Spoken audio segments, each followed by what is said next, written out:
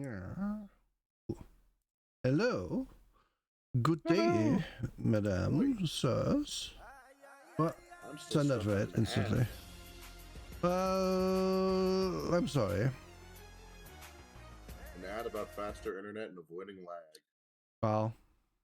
Irony. Yeah, something like that. Yay, Android! Yay! I was out the whole day, so I couldn't watch your game, and I wanted to, though. It looked cool. Oh shit, we already got a raid. Yeah, standard. Tends to raid us on Saturdays when we do this immediately. So, just a quick aside to talk about what we talked about just before stream. In that we, with the show, made it. Look, the author of a game wants us to review it and asks us if we want to code.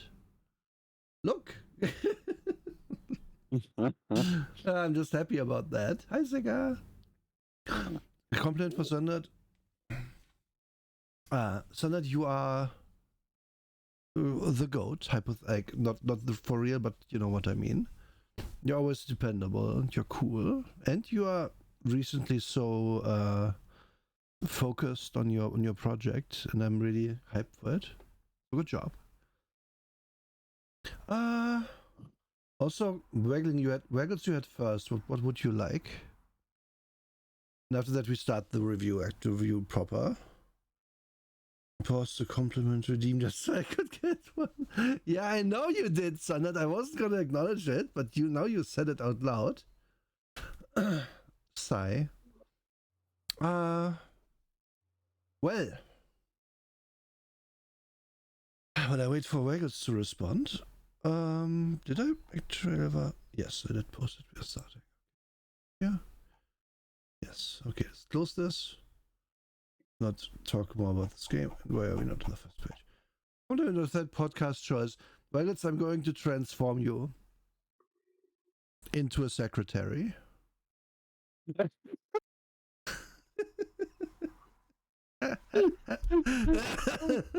Oh, that got me. Well then. I'm not going to lie. Intriguing threat. Yes. Waggles is gonna be transformed into a secretary. That's the threat, yes. So Transformers role-playing game. That's what we're talking about today. Da-da-da-da! Here it is. From Renegade Game Studios. Yep. Who are they, you might ask? Well, they belong to Hasbro. Yeah, you kind of wonder why they made it.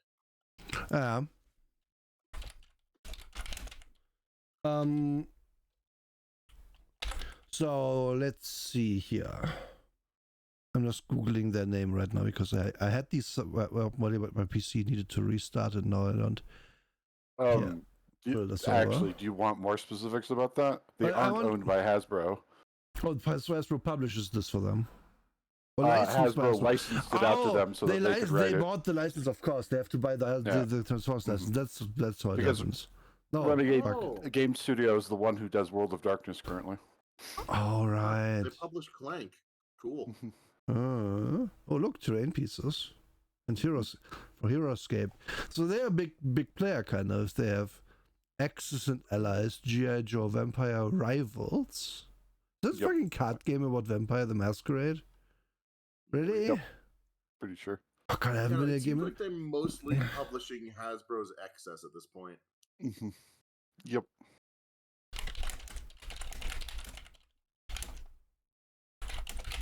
And they were founded in 2014. Oh God. Oh yeah. Right. I need to allow their stuff.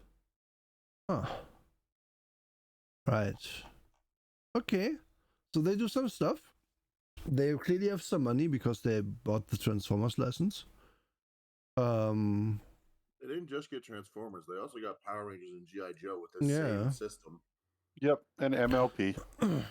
Yeah, see, MLP that's where the real money is. I don't bring it up until they publish a source book to start incorporating that into it.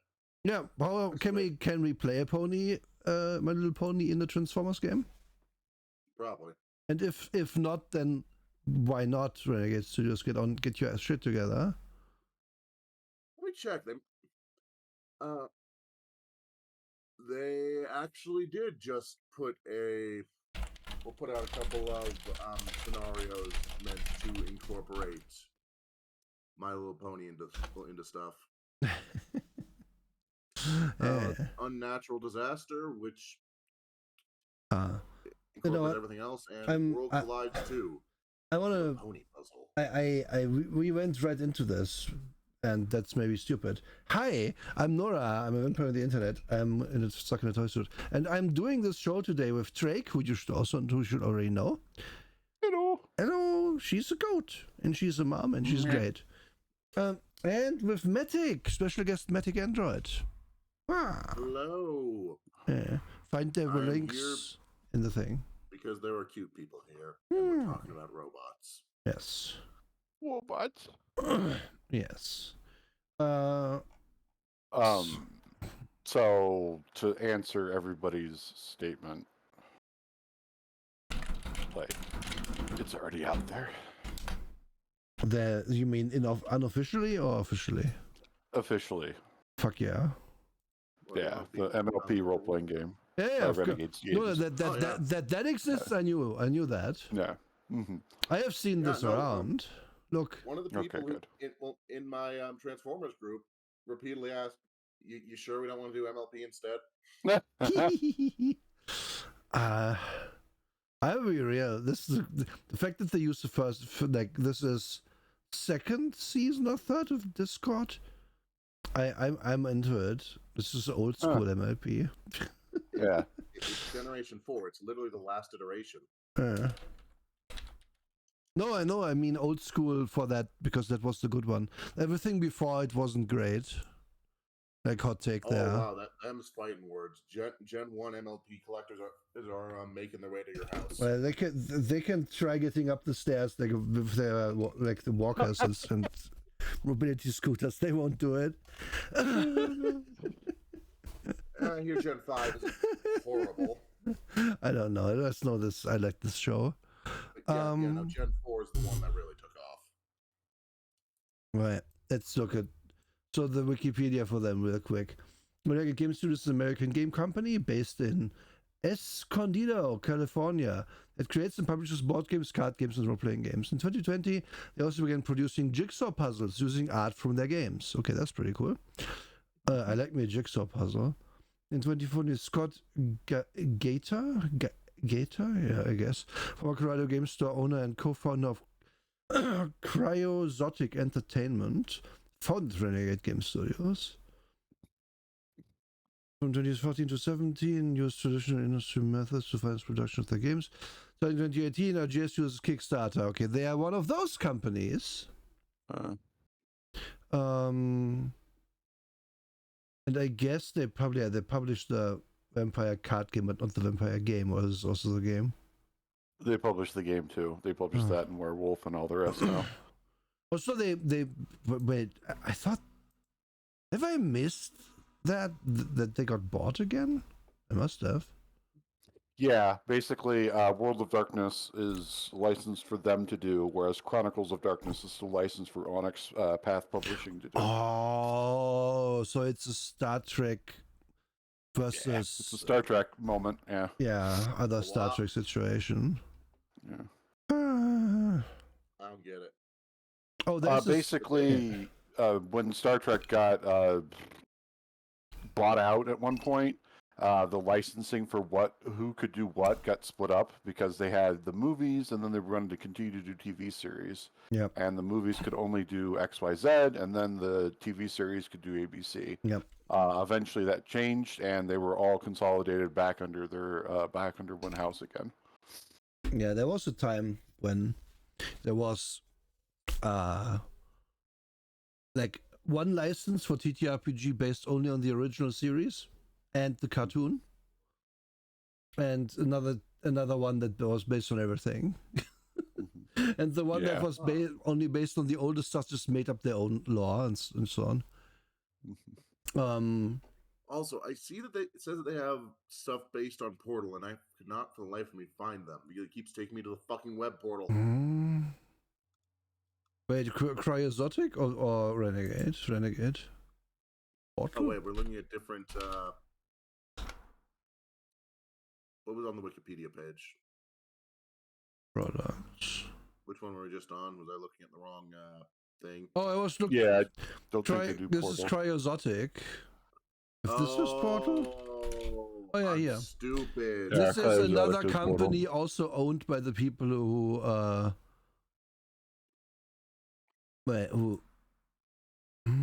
who co-founded Cryozotic. So okay, yeah. Gotcha.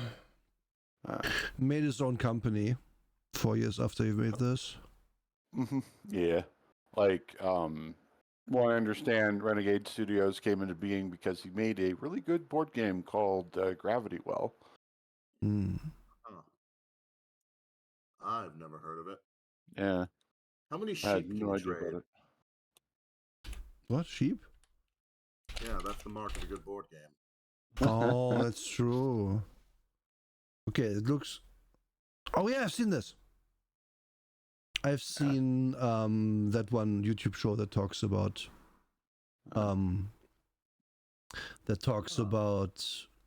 board games, talk about this and give it a glowing review. It basically was really good, and I never played it. Okay, so this isn't complete, but I want to explain how this works. Basically, you can use the gravity of other people's ships to escape the gravity of the wormhole, of the black hole. So that is fucking cool. If this person moves up, they drag along the others basically. But if this person moves up and so on, and you want to get out essentially. I'm And assuming you move back a few spaces every turn. I think there's like events and shit. I'm not sure. I know that these containers are your only way to are your best way to like start out, because they also pull you, and they are always in their positions or something. I couldn't explain this so easily, but it's a cool ass game and good job. Anyway. Fuck yeah, I'd be down for a game. I mean, if this is on, maybe this is on Tabletop Sim at some point, I would not mind. Cool. Be that as it may, we're here to talk about Transformers today. I've stalled this long enough. Suffer with us. What do you mean, suffer? Out the gate, I say again. The art in this is going to be good. I'm not sure how much of this is original and how much of this is like from some other places. But like, basically, everything that doesn't match the cover has been lifted from the comics. Okay, that makes sense.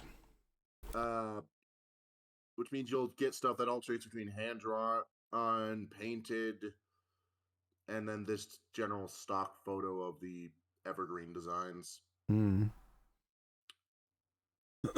yeah, now I must show my whole ass when I say I don't really care about Transformers. You wound me. It is one of those. It is one of those things that just touched my life too late to be a childhood memory. So I don't care. That they didn't really have this show on German TV. Not that I can remember anyway. So it's just like eventually I learned about it off of YouTube, and then I was like, okay, so what is this show that everyone says is so good? And then if you just watch it without any nostalgia goggles, just the show, it's like, oh my god, this is not great. They're trying to sell me these toys, which they were trying. Transformers Prime can stand on its own. I don't know, maybe I didn't even watch that because I didn't really care. And then of course there's other things, but well. I didn't grow up with Transformers at all. Like, it passed me by completely. It was one of those things that other kids were into. It was kind of like Magic the Gathering for me, in that the other kids had that expensive toy, and I could not afford it. Yeah. But yeah, I mean, this doesn't have to mean the game. Like, this shouldn't cut out the games, the review of the game. It's just me being like, I'm gonna be real. I'm showing my bias. It's not something I have nostalgia for, but yeah, let's see if the game's good. Disagree with that. We have what? You disagree? It feels all over the place, and I'm gonna level with you. Mm-hmm. It No. took several read-throughs to figure out what the hell. Oh no. anything I was. said let's figure out if the game is good. I have. Oh, If Because I misheard you, friend. yes, I get that. I am here being like, okay, let's bring the viewers into my mind space as I open this book for the very first time. Although I know I've read at least some of it. So I'm gonna give Also, us, please. one heads up: the PDF I sent you guys is one I have run through a compressor. Mm-hmm. The one you get off the website is so fucking huge and laggy. We have had this issue with another product recently where it's like, yeah, do you like this 600 megabyte PDF that you can't read because it takes for 10 minutes to load a page? Yeah. Pretty much. Pretty Yeah. much every PDF you get off Renegade, well, every PDF I've gotten off Renegade of this. Every single one of that Renegade does now is just like the most bloated, unoptimized. And I get it; they want to show their cool artwork and as much HD as possible. Yeah, but I But mean, what they should do is have the full size one and then offer here's a compressed version of it. They do offer a low resolution version, and it still lags.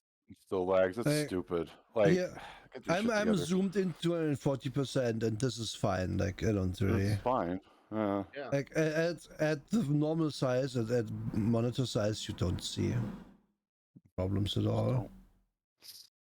Like my crop. I just realized so I should change my cropping of this browser to be slightly different. Also, not gonna lie, I have kind of ignored all the lore sections of this book on the grounds. I probably already know it. So here's my hot take on that front from me. They wrote the lore sections for people like you who know this shit. Because one of the first things that happens in this, like, okay, here's Optimus Prime, even I know who that is, setting us up with a little in-character stuff and explaining like what the Autobots and Decepticons are and so on. And then they explain what Earth time versus Kryptonian time is. And the nano click is 1 second, and the click is a minute, and the cycle is an hour, and the solar cycle is a day, and an orbital cycle is a month. The stellar cycle is a year. Yeah, no one does. But this is one of the first pieces of information given to us, and and the only explanation as to why, for me, is that they must be targeting the hyper nerds here, who are like, why isn't this book using Kryptonian, Cybertronian time measurements? Clearly, a game written from the perspective of the Transformers would totally have that. And the book's like, nah, we don't care that much. We're not gonna make our product unreadable. Target hyper nerds. It would have put Skybite in amongst the character sheet. No, but I my fucking haiku spouting shark. Okay, no, here's the thing though. I agree with this decision because you and I, even someone who cares about this quite a bit, like you, we don't care about this stuff. But someone who does care, they're gonna get pulled right in because they're, ooh, these people know. Yeah, and if you know, you know, kind of mentality. Please eat if you're starving. Anyway. I got a bag of chips if you want any. Nice. What kind? Sea salt. Oh. Vinegar. I like sea salt and pepper. They are hard to get. I had that. Hard to get here. You can just buy sea salt and put your own pepper in. So yeah, then we have the war for estrogen happening. Yep. So we get Transformers with boobs. Yeah. Just a heads up, there is a subgroup called the Breast Force, and I shall elaborate no further. They're the best force, and also the breast force, yeah. The Breast Force. Yeah, they have their own song, yeah. Then we get a little bit, like, I don't know, this is like a 6-page lore section. And then we have the Autobot section, like which guys exist. And there's a bunch of guys that exist, or gals. Indeed. And here they are. Several And- of these wouldn't get character sheets until 2 expansions. Well, my this is kind of like this is entering like the Elminster problem territory for me, where it's like, oh, but if Optimus Prime and Prowl and Perceptor and Pyra Magna are all here, why aren't they grabbing the Energon cubes that we are supposed to grab? Are they all on more important missions? The answer is probably yes. But yes, if you look at what the expected character level is, you are fighting the fucking bottom of the barrel. You are fighting the bottom of the barrel of characters until level 5. You're dealing with generic fodder until then. Yeah. Oof, I had a feeling. And that's the decision that you have to be okay with when you play this. It's one of the first ones where I'm like, okay, is that what we are in for? That we are basically like, if an actual Decepticon we know from the show shows up, we are fucked. Yeah, they're level 10 at a minimum. Yeah, see, like, yeah. And the level in bottom of the barrel, I mean the ones that got toys and didn't appear in a show. Nah. And a level in this is actually pretty impactful, as we'll get to soon. Yeah, here's more guys. Are these all Autobots, or are these also Decepticons? Yeah, they're all Autobots. All the Decepticons are relegated to the enemy sheet section. Yeah. Okay. Enemies in the back. Yeah. This shows what I know. I didn't even realize when I moused through this that who this is. Most of these I don't know. That's fair. And then they put us right into character creation with an overview section where they'd say, hey, this is how it works. You come up with, you discuss with your GM and other players what kind of game you want to have. Then you make character concepts. Then you put your essence scores into things. We have 4 attributes.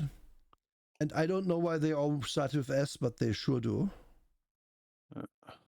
It's a baffling decision to me, but fine. Yeah, you go off, I guess. Well, you got your S, you got your S, you got your S, and then you got your S. Yeah, you got your ST, then your SP, then your SM, then your SO.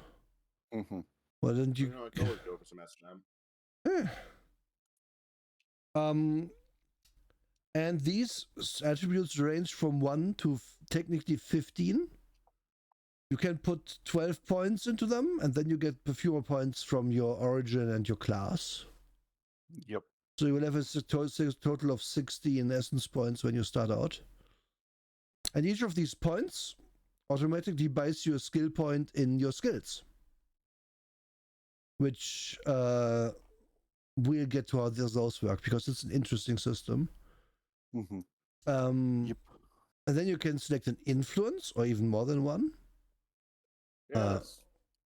We'll see what that is soon. It's going to be the next chapter. An origin. Why did they call it Origin? I don't know. It's your fucking alt mode. Yeah. I have a little insight into that. This feels like it was used for multiple other games, this system. So as a result, they use the exact same terminology for the character creation here as well. Well, they shouldn't have. They shouldn't have. Yeah. I completely agree.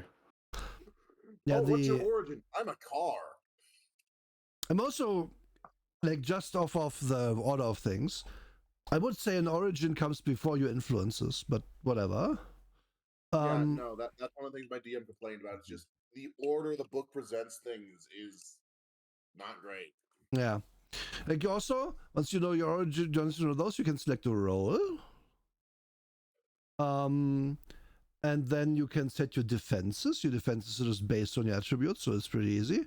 You have toughness, evasion, willpower, and cleverness, and they are based on 10 plus your attribute scores.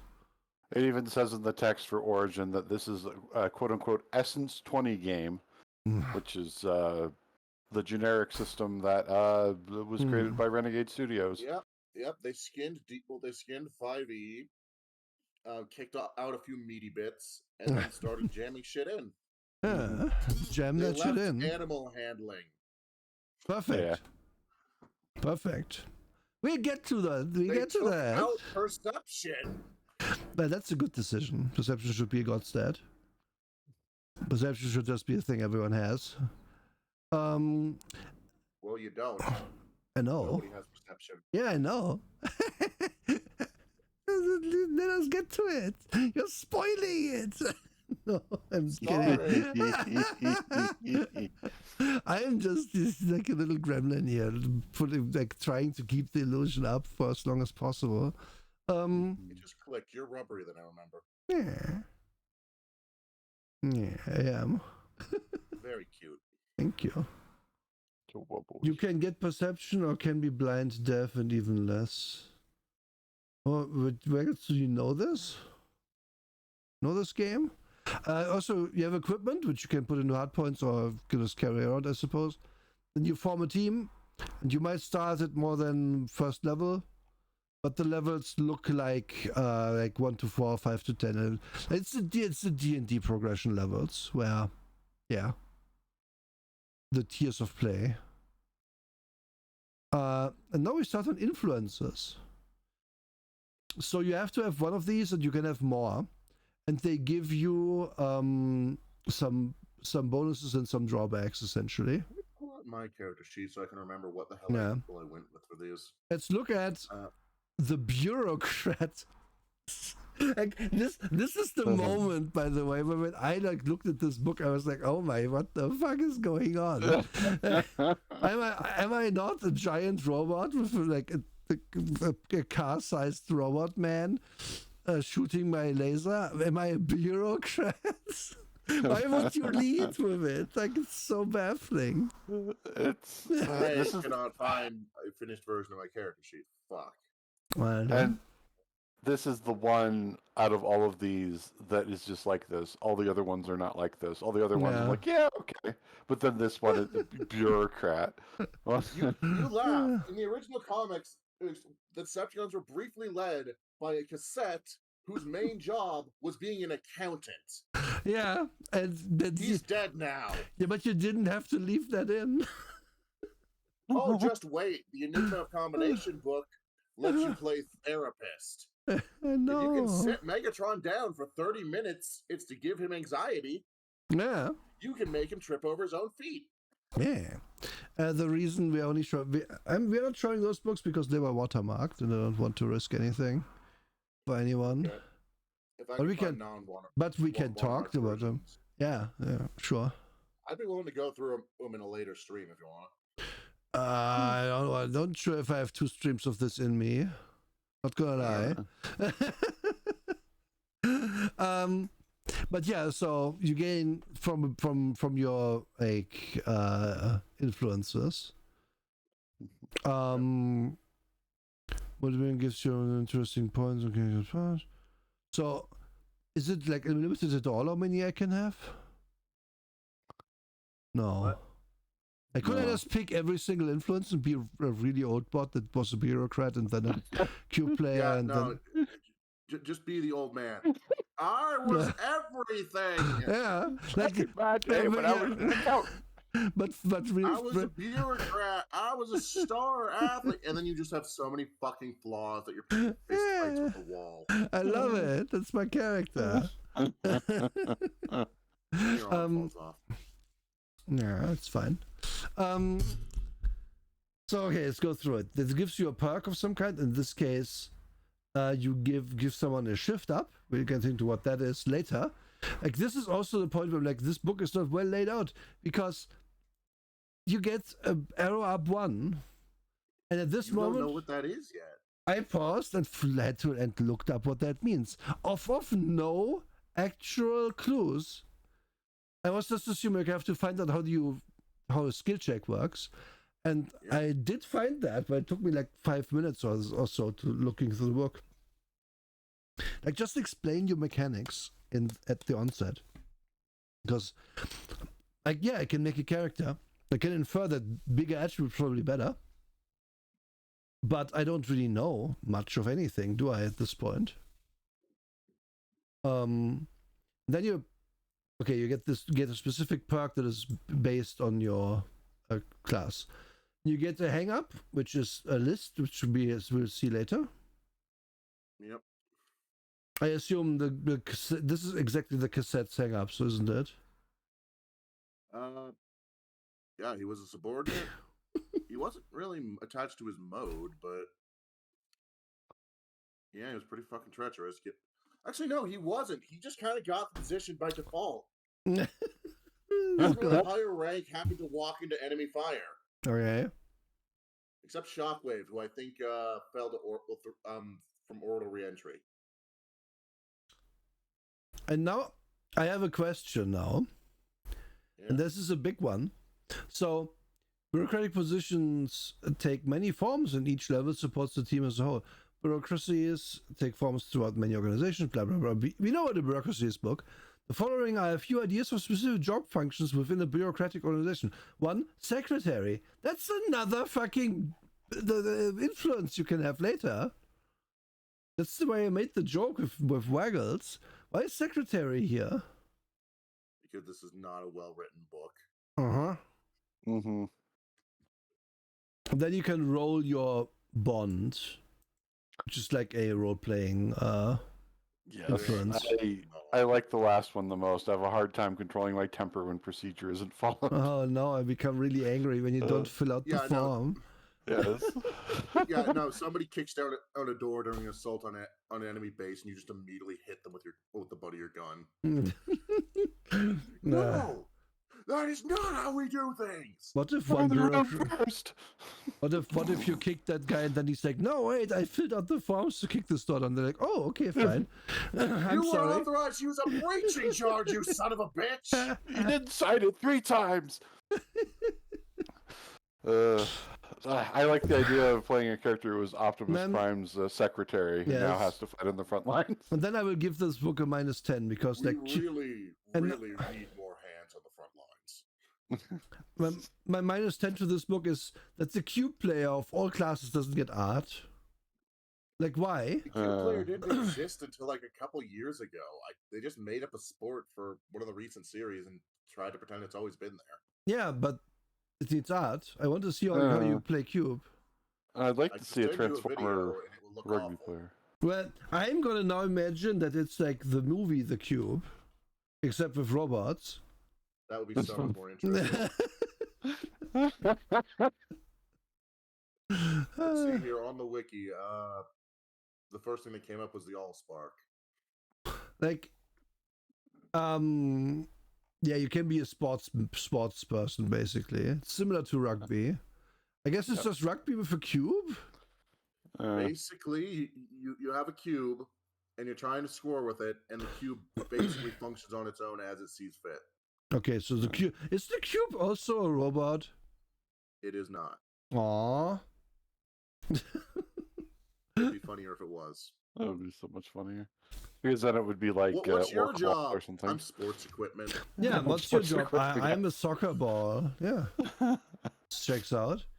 It can be an experiment, which is also just like what? Yeah. It's just Jetfire. How is he an experiment? He's not. He's a scientist. I don't know why he's here. Why are you here? Oh, I'm here to make the experiment.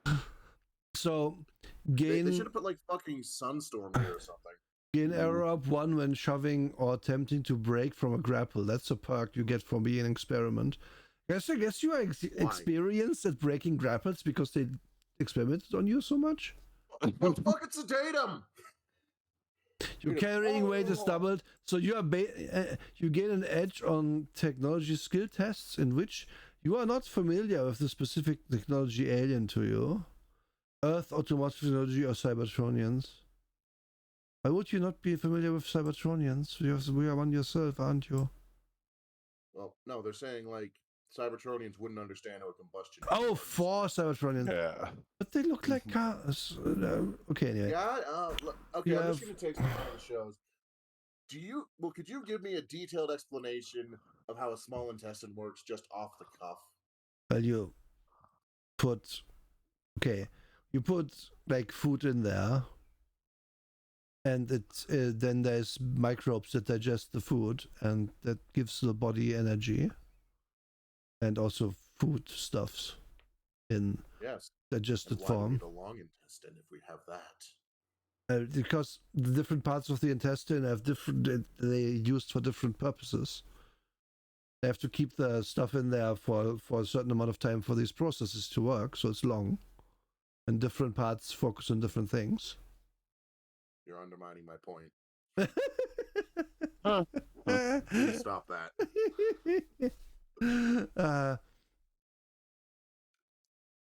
But yeah, it's just, so this is just a random, just beyond human understanding. You were not a scientist, but you were the experiment.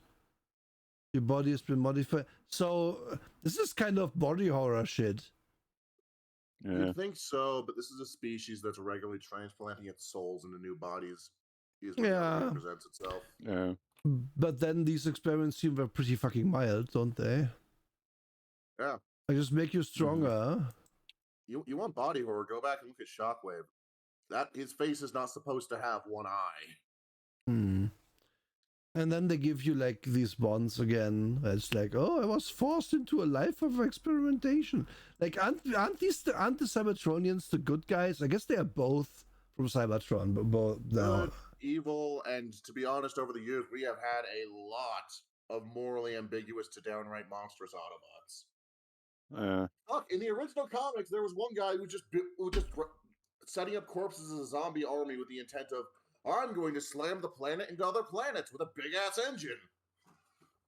I mean, it's kind of pod racing, isn't it? It is not like pod racing. Wow. No. Wow. There was a distinct lack of zombies in pod racing. I mean, are you sure? Unless the Tusken Raiders were undead, I'm pretty sure. No, I don't think they were. I think there was just a bunch of zombies in the engines, like pedaling real fast. This is my other favorite one, former senator. Yeah, like this is so fucking weird. Like, would you believe me that the other backstory for another take on that cassette was that he was a former senator? Damn. And when the revolution came, they kicked his ass and put him in a cassette. Like, I'm on the grounds he's a scumbag. What I'm getting at by mousing over all of these is like, most of these are weird. Gladiator, okay, I get it, kinda. And I guess it's also the point that not everybody who is having to fight in an energon cube war is actually there all of this being highly trained, but whatever. Pretty much all of these seem to imply that there's stuff you had before the war started. Yeah. And now this experiment. Okay, this is probably the most baffling one. Is Hunter. Hunting is a popular pastime for many Cybertronians, and you are no different. Once you traveled off-planet to other alien worlds, tracking down beasts worthy of your prowess. During the wars, the invaluable skills you honed came in high demand to track down criminals and trainers. This guy basically is breaking down a fucking tree. Like, what animals are you hunting? According to the original bios, turbo foxes. I choose to believe that the plot of Predator plays out. But instead of whatever the hell the Predator is, you are being stalked through the woods by a fucking Corvette. Yeah, just imagine like Arnold like smearing the mud on, and then like a truck runs him over. And that's the end of the movie. No, like they don't activate stealth. Oh, just turn into a fucking car in the middle of the swamp. Yeah. And nobody notices because it's just a car. That couldn't be killing them. No, there's no way.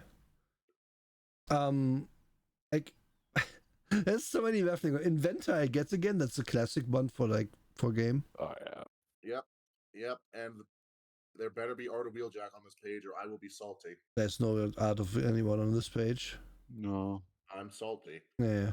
This is where they drop the ball a bit. Machinist also, I mean, that's basically a medic, so very necessary. Why not just call it medic? But they aren't using bandages, they're using like welders. so it's legally distinct. Oh, Yeah, they Racer? kind of have to do that. Well, they kind of have to do that ever since they found out that the Ratchet toys were committing war crimes. So they use the Red Cross logo. Correct me if I'm wrong, aren't the Transformers, like the Cybertronians, they're just robots at home, right? Or do they also transform? The robots, they still have, the robots who transform. And if you have a good amount of your population that turns into cars, you might as well. This is the equivalent of a fucking Usain Bolt. Yeah, yeah, they're just athletes basically. Yeah. Also fair enough. Scavenger, no picture. We can know what a scavenger is. Secretary, or security, sorry. Or veteran. Wait, did we read secretary wrong? I think you did. I'm a dumbass. Well, okay, but you can be if you're a bureaucrat, you can be a secretary. So yeah, that's what I actually thought you meant. I'm dumb. I can't read sometimes. No, you're Nura. I'm dumb. It's okay. Yeah. Okay, whatever. You can be a bureaucrat, then you can be a secretary. That's what you can be there. Security. I really want my security man to be called Cliff Jumper. And then war veteran, which is kind of like, how are you first level and a war veteran? I've seen some shit. Well, you see, you're missing an arm, and that took quite a few levels with it. I'm missing. How do you miss an arm as a robot? Can you just put a new one on? Eventually. But it's just that the new arm is less experienced. How do you transform into a car if like an arm is missing? Doesn't that mean you like have 3 wheels on you? I'm gonna send you a picture. You become a trike. A trike? Yes. Okay. That's perfect. That's actually something that's happening in the current comics. Okay. Optimus has a replacement arm, and it looks fucking. The images are refusing to load. That is a Discord problem. Yes, exactly, Waggles. And that's your thing. In the DM. Okay. That replacement arm forms a big ass smokestack. Boop.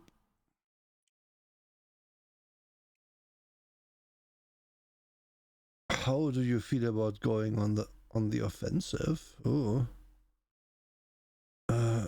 He then proceeded to kill a lot of people. Did that make him evil? No, it just had enough firepower to kill a lot of people who got in his way. Oh. I see. It looks like a big scope. Yeah, it looks like they built they just drew a scope backwards. Yeah. Basically, the original Megatron toy turned into a pistol, and the scope formed an arm cannon, and that is Megatron's arm. So yeah, it is actually the scope of a Walther P-38.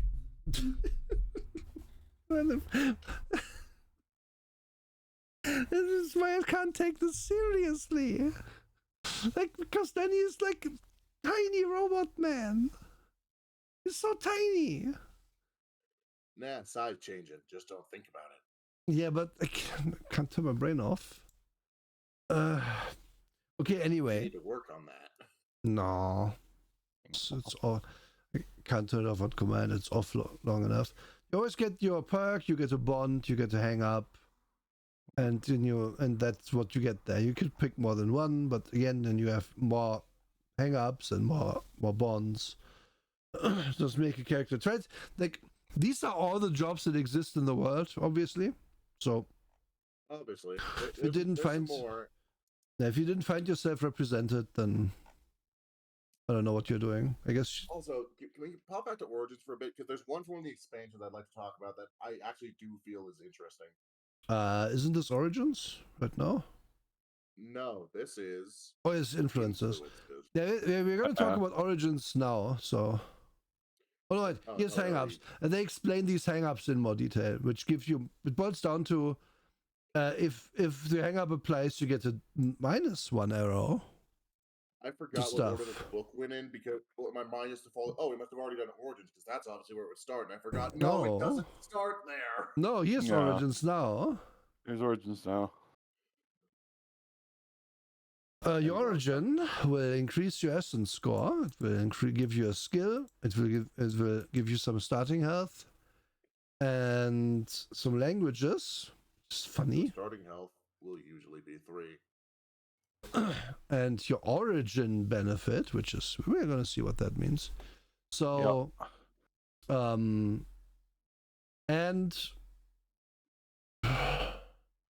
yeah.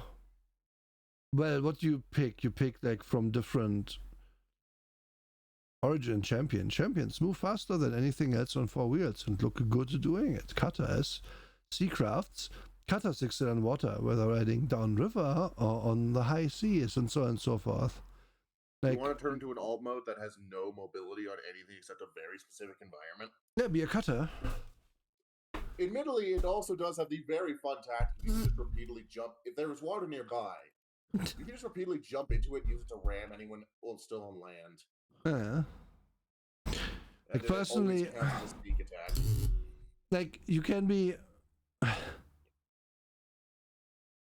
The Rainmaker is it's just like a military vehicle. Yeah.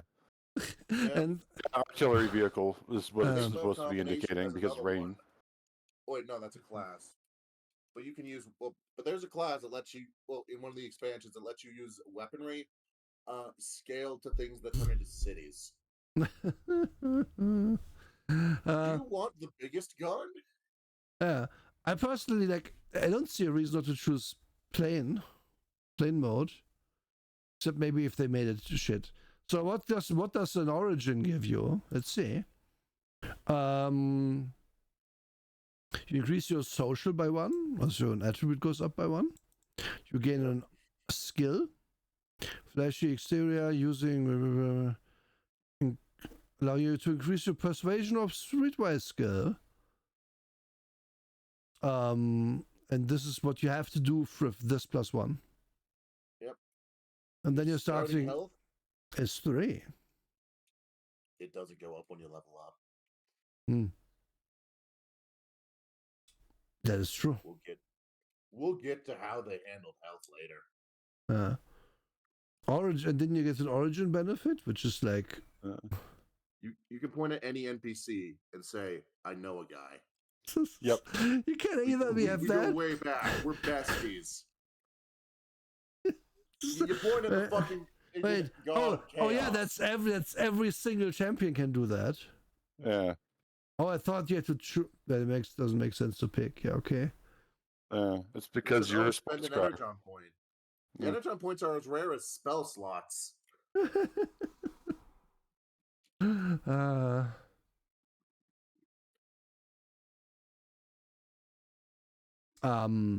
You Thundered Ant. That is true. There is a twink cassette screwing a neurosurgeon. Very good. And they're gay as hell. Good. Yeah, you get from this. You get your champion bot mode. This is when you are a robot, having your stats for that, and then you can also turn yourself into a car. I would have thought a racer could go faster than 60 feet. Just saying, though. You'd think so. So anyway, if you transform, you don't have hands anymore. Yeah. But you can ram. For 1 blunt damage. Mm-hmm. And you can trip folks. Yep. I'm going to level with you. I'm still not sure if that's 1 blunt damage and you trip, or 1 blunt damage or you can have it trip. I'm pretty sure it's and. I would say both parties get a blunt damage and it's a trip. Because you can't really ram someone with a car without the other car also taking damage. Another where we immediately jump into the obscure characters because no one important turns into a boat.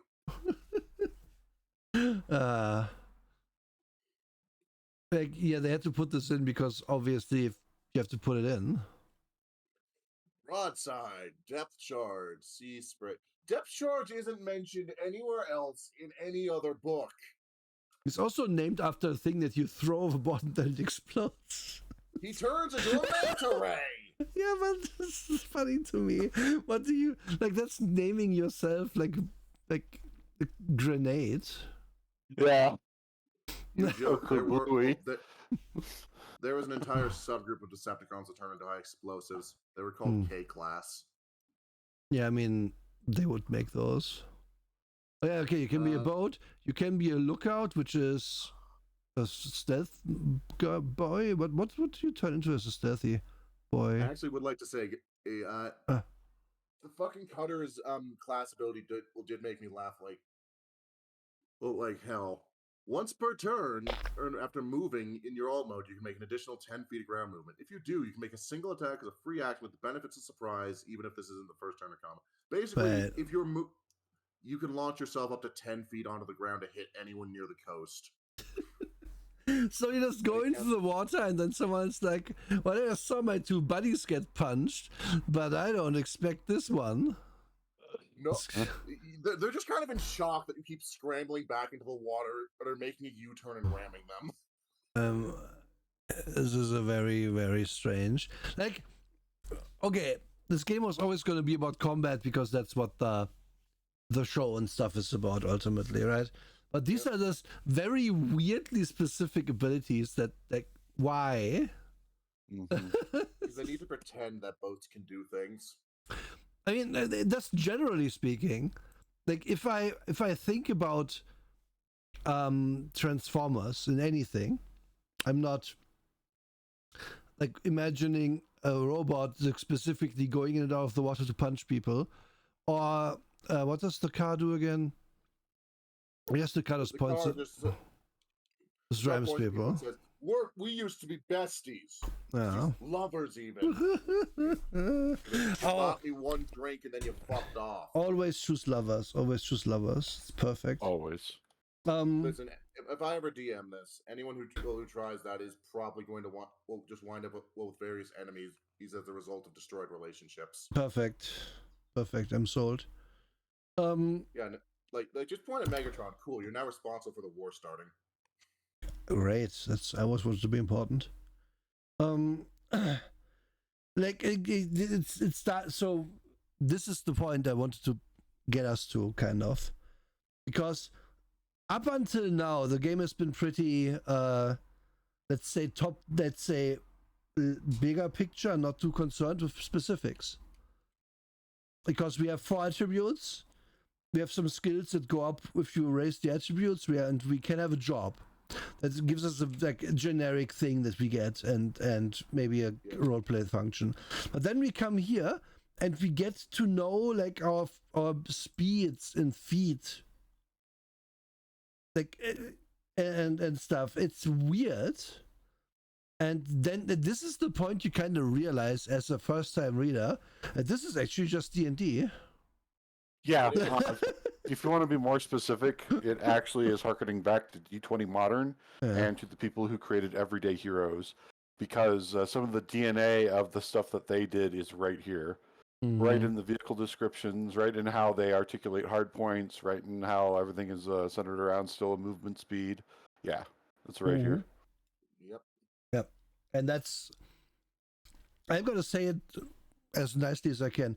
It is not a decision that is in favor of that ends up working in favor of this product.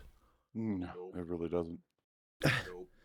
Because we're smashing your big robot fighting into the core set of D&D turns. Yeah, it's not great. No, really, it's not great. Does explain why there's a hunter class though. Yeah. Probably get a pet. You can have Dinobot as a pet, but it doesn't get to attack unless you ready to use a turn to command it. No, you don't get Dinobots. You get cassette tapes. Yeah, whatever. You know what I mean. I was making this is for fuck. God damn it! And then okay, look out. These guys are spy things. So these guys would be like the things that happened my century. So what is your alt mode like then? Is it like well, let's see here. Of the alt modes listed, we have a Volkswagen Beetle, an F1 Racer, a Ghetto Blaster Boombox. So this is our Ghetto Blaster Boombox guy. Pretty much. Yeah. Look, awesome. Lookout is just you're whatever the hell you want, but you're conspicuous in it.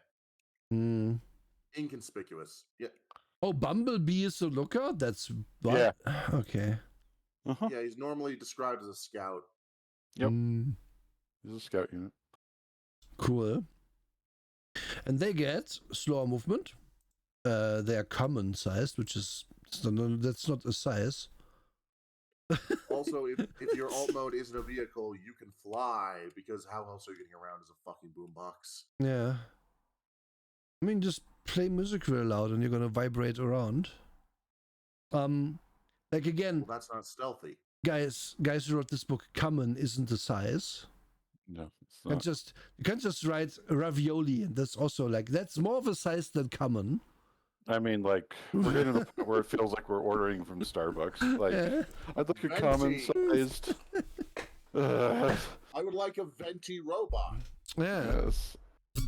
But they do have they have only 2 health, which feels like a big negative for nothing. They get nothing basically, do they? Okay, they can fly a little bit, which gives you more free actions. You can push buttons more. Oh, that's on. I mean, yeah. I mean, speed essence. We'll get to that. Their big benefit is they gave a bonus to evasion. And they can defend it with evasion, even if they're unaware of an attack. Oh, I mean, let's check. This is actually significant. What the class skill is. Yeah, maybe. Class skill, whatever. Yeah. Yeah, here. Also, I will say when we played, we first just ignored limited articulation, so we had our fucking in champion just fucking zooming through a base and alt modes opening doors. Like, yeah, just transform out your arm. What's the problem? Yeah. Oh, she didn't even do that. She just kind of spun. Fair enough, whatever. Like, whatever works. Next class, the monolith, which is like just the truck, your tank, basically. Yep. A tank, and behind it a military truck. You get 4 health. Wow. Gain. Also quite slow on the ground. Yes, and you're you huge, are also now which is the size. almighty Good job. tallest. Yeah. So you gain 1 arrow up that we still don't know what it means on skill tests. The skill if the target is smaller than you. This includes shooting people if they're smaller than you. Yeah. No, wait. So it's running like humans often conflate size with authority. Choose a social skill. You gain arrow up on that. Target smaller. I play Yu-Gi-Oh! I can't read. That's fair. Slam the cards down. So, I summon Dark Magician. That's a Stardust Dragon. It's Dark Magician now. Yeah, summon it as a trap card. Okay, let's just keep going. It's so weird. We have Outrider and Rainmaker, which I would really have liked for art for, but we don't even get examples here. We just know. Outrider is fucking 4x4s, Jeeps, Humvees, off-roading vehicles. Yeah. Let's see here. We have a tank, we have a rocket ship, and train tracks, and also a tank because Omega Supreme turns into a lot of things at once. It's like artillery piece. What I'm getting at, though, with saying this is, hey guys, get the fucking license. Just nobody didn't have art of a tank and a jeep that turned into a robot. Just put them there. Like, why are just some of these just not illustrated?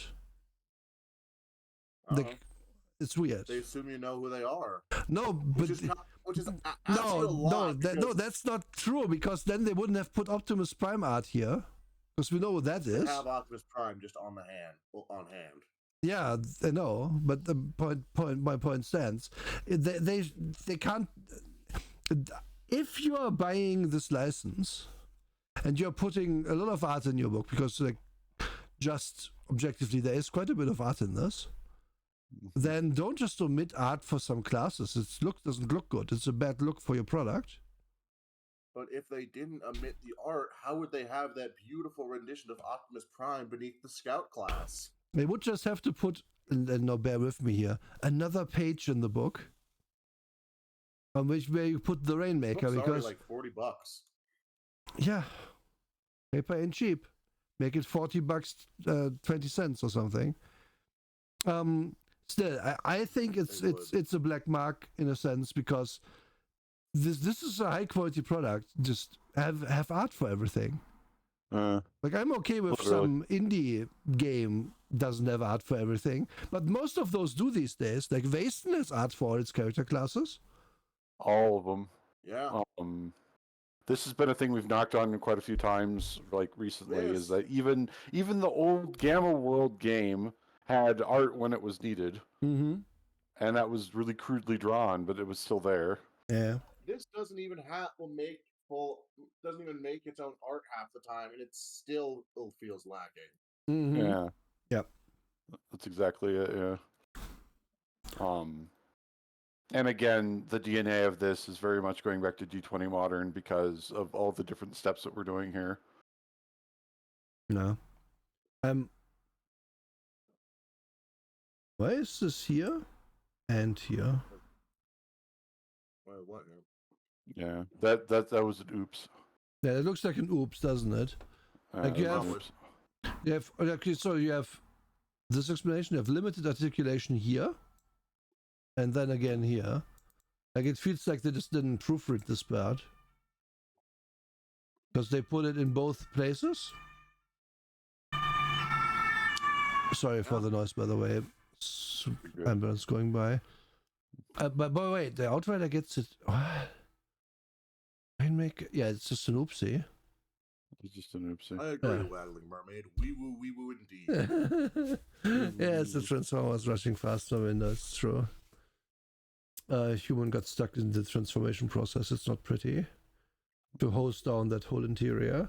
Then you can be a flying bot. You can hover in bot mode. Yes. So the main disadvantage of being a jet is in alt mode you always have to be moving. You can't just say I end my turn without moving. No, you're a jet. Yeah, you just move. I move 5 feet forward and 5 feet back 10 times. Like ignore the fact that the example clearly has vertical takeoff capabilities. Yeah, you know that. Also, again, I mean, there's fucking wings in the fan. Well, there's fucking fans in the wing. If the disadvantage is just that you have to move, wait. There's a fan on the wing of the plane. Does it even say that?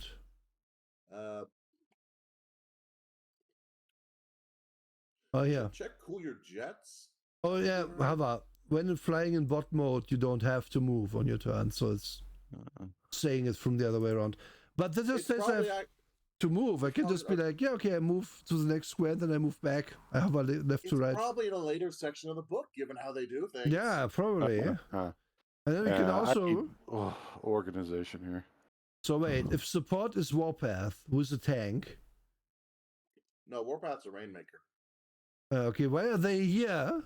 Put them in their pages, you bitches. We have a Rainmaker and an Outrider. They do have art in exactly the wrong place. Dumb. That's so dumb. But yeah, you can be a truck though. And then you have 4 health as well. That's right, the construction equipment. Also, by the way, support is medic. Yeah. By the way, if you lift the like this mast there, it's gonna break. It's not gonna lift. But I mean, maybe they don't know that. And that's your thing knocked it over. And that is your He's finishing the job. Yeah. And this is like, to be clear, this isn't your classes, this is just what your like shape you are. Basically this is your race. Talking in terms of like D&D. Yeah, that's what it is. Yeah. And now we can one of the that's what the origins, by the way. Cast system. Yeah. It was pretty fucked up. And then we have the rolls, and they do which a good. Is your class. They do this pun, which I enjoy. Autobots roll out. Yep. Actually, there is one origin I'd like to talk about from the expansions. Yes. So there's not a ton, but one of the the Decepticon one brings. Oh, you can turn into battlefield equipment now, mostly a gun. But if you want to be a chunk of armor, you can. I don't know why, but you can. Wait, so you're just You an can make armor plate on somebody else's chest? Yes, you can make a party comprised of 4 armor plates in one car. You can make a party comprised of a guy who turns into a head, a guy who turns into an engine, a guy who turns into a gun, a guy who turns into the sight for said gun, and the person who all this attaches to. And then all 5 of them can combine into a massive scale combiner. Okay, I enjoy that one guy's the head, so this implies that that at least one of these people doesn't have a head. Yeah, that's how headmasters work. Mm-hmm. It's ridiculous and stupid. I love it. But the origin I like is from the second book called Drone. Basically, you get a bit more essence to spend freely rather than anything. And your gimmick is you are a mass-produced duplicate of someone more important than you. Oh.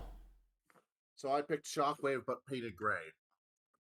And you also have to take a downside because you are not up to scale with the original. Yeah, but so this brings me to a question that I kind of dread to ask.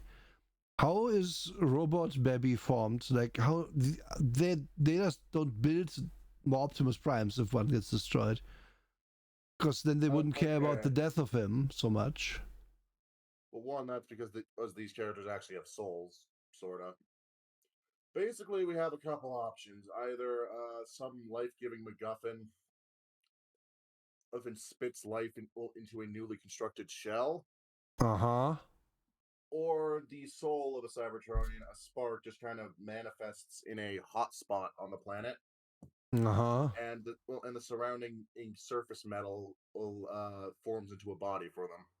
Right, so just random. Somewhat random. So and in one instance, the blood of robot Satan Galactus. This was used to make 5 nerds. I don't know why that's so funny to me. Hi, I'm Robot Satan, and these are my nerds.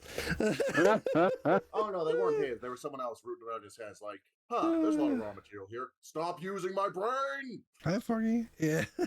Okay. So like, okay. I passed it. I bastard. Why did I say Froggy? Hi, bastard. I'm just because of the color, I think. Yeah. Anyway. The color. Anyway. So we are our bureaucrats. Wait. Let's like make a character. A bureaucrat cutter. So a boat bureaucrat. Yeah, a boat secretary. Yeah, boat secretary. Like, like at least she's big, right? I mean, that's good. Or boat secretary. What role do we think is good? We can be an analyst. An analyst is like perfect. Boat secretary, analyst. Like that hubcap is here. He doesn't look like an analyst. Man, I have this gun. And here you kind of see how this works. So at first level you gain a few perks, and you gain a 1+1 to speed, smarts, and social, and sorry, to speed and smarts. Then second level you gain data analyst, which you would think you are when you're an analyst, but at least I guess you're an like normal analyst, and then you get data stapled onto the title later. And you get another smarts, and then level 3 you get social, and so on and so forth.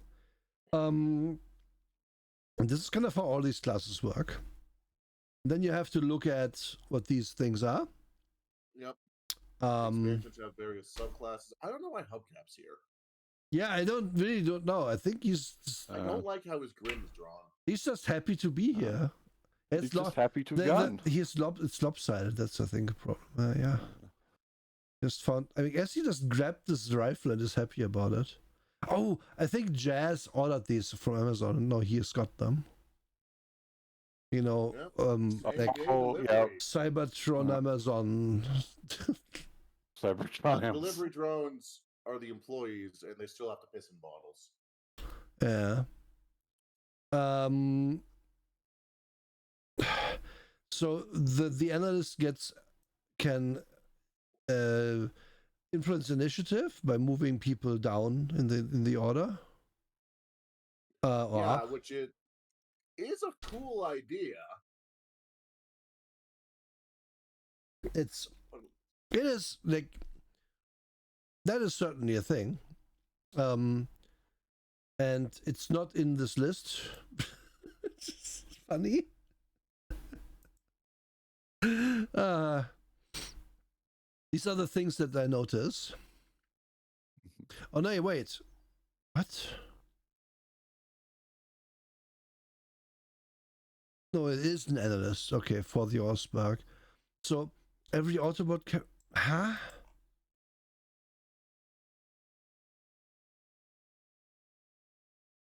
That is something every Autobot gets. Yeah, but if Decepticons have a similar thing called Hail Megatron. yeah, but the efficient load. So is it just This shitty layout again? Is horribly laid out. Yes. Yeah. So yeah, because they all have for the Allspark. Yeah, they all do. So okay, every Autobot character gets the following benefits. They decided that they needed the room Oh, to put no, it at the start of every class instead of using that space for art for the origins. So wait, every single origin. Are you serious? That's so stupid. It is stupid. General, make it general. The pages you have saved could have been used for art in other places. Oh my god. Yeah. Literally. You're getting for the Allspark 8 times.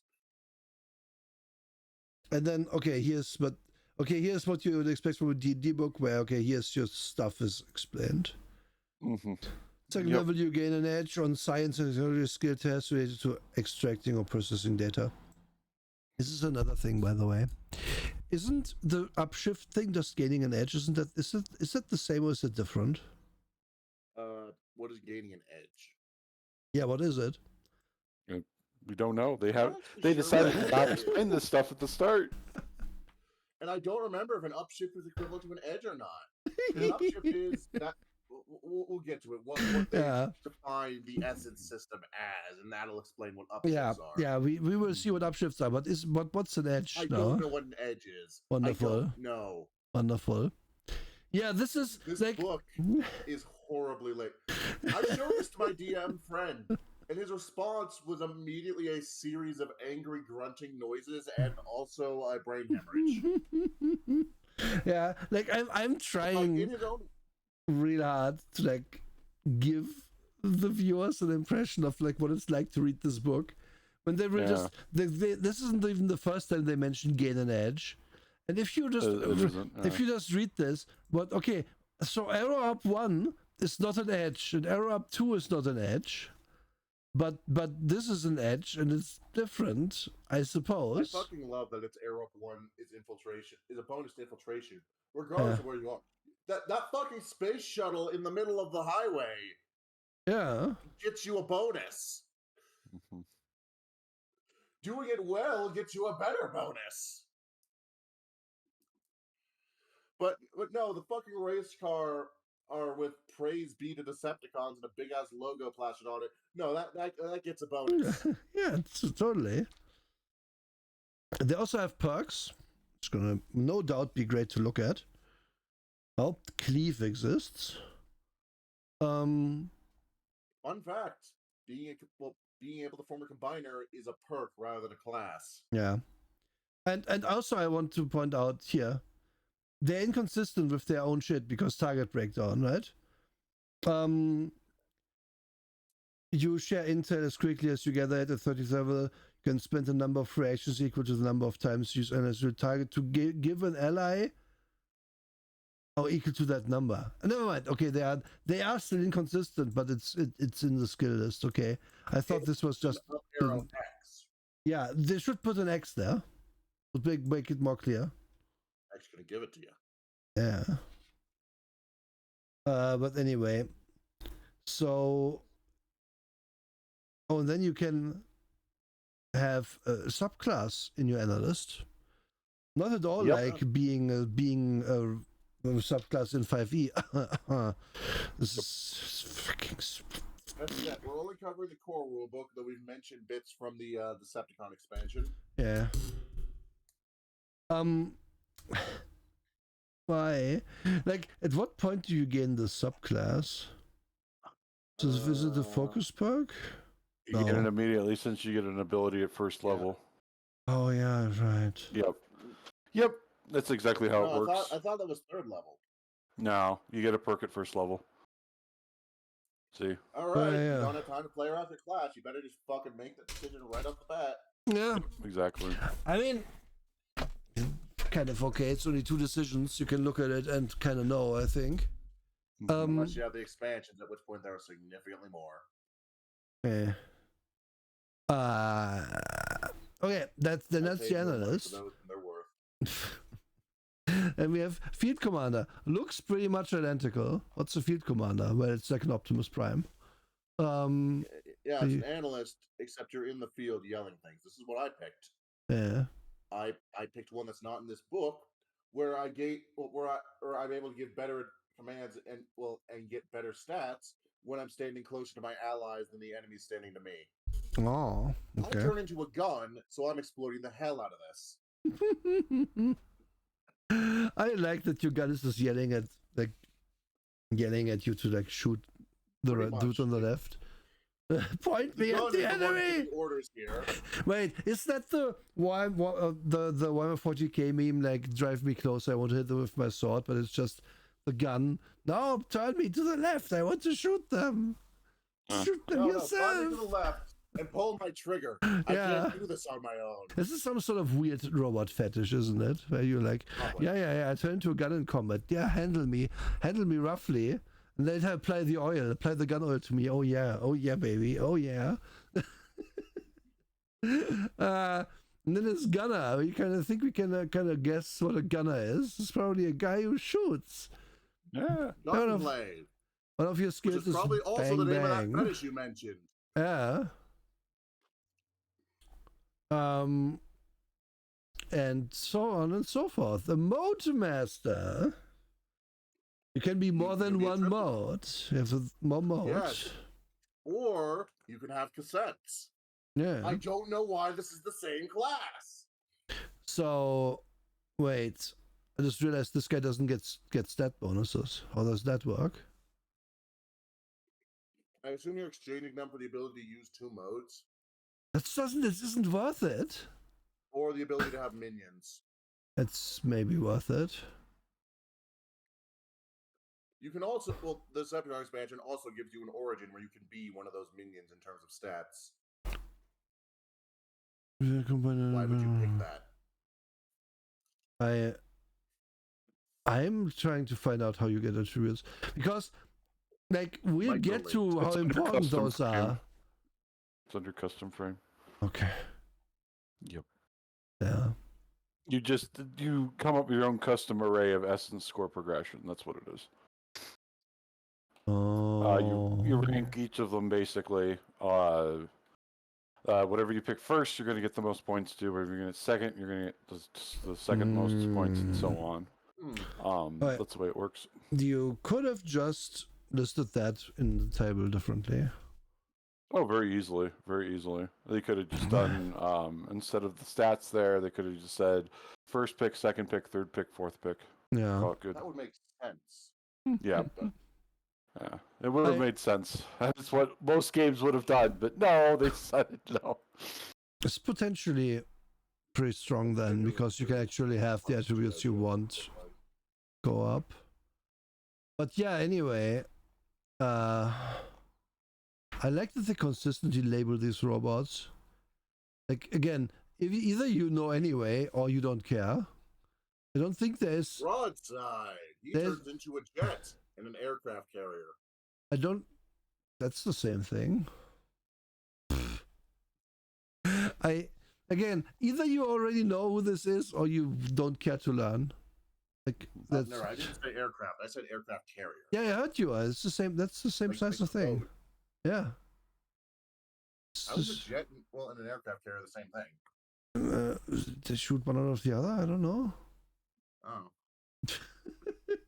Are you implying that guns and bullets are the same thing? The same size, yeah. Basically. No.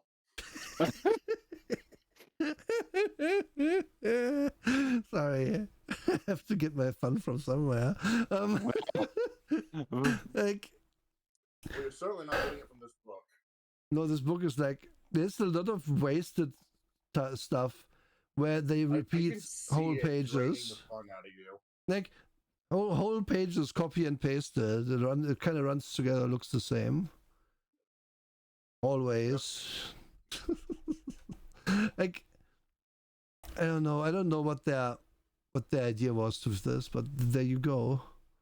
And again, I don't know why this would match into a class with you can also have mini cons. Yeah. So you just have them. Okay, but why is it you have to have mini cons or you can be a shuffle chaser? Why aren't these separate classes? Oh, you know why you want this? Because it gives you 2 health if it's docked with you. It's never undock it. Just never undock it. This is my meat shield. Yeah, this is my armor plate. Would you like to be one too? Oh no. Okay, scientist is another one where I'm just like, right. What the fuck? Also, is this an error in the PDF? Almost certainly. Maybe if you reload it, it's gonna. Wheeljack has been consumed. Yeah. Wheeljack has been consumed by the black and is taking over Ratchet. I mentioned that in one of the expansions you can turn into someone's severed head, right? Mm-hmm. Would you like to know the advantages of having someone who can turn into your head? Can you? You get upshifts on skill chests you share. That's it. So there's an entire class for it. That's what? Okay, I understand, but I don't get it. Like, so why? Yeah, I'm just a slack jaw. Had the book. Like, yes, technically targeting and punching shit with your fists are skill tests. Yeah. But really? I mean, yeah. Technically, you always have someone manning you with a gun in vehicle mode too, but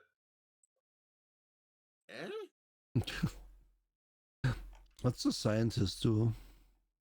Science. Walk them through it.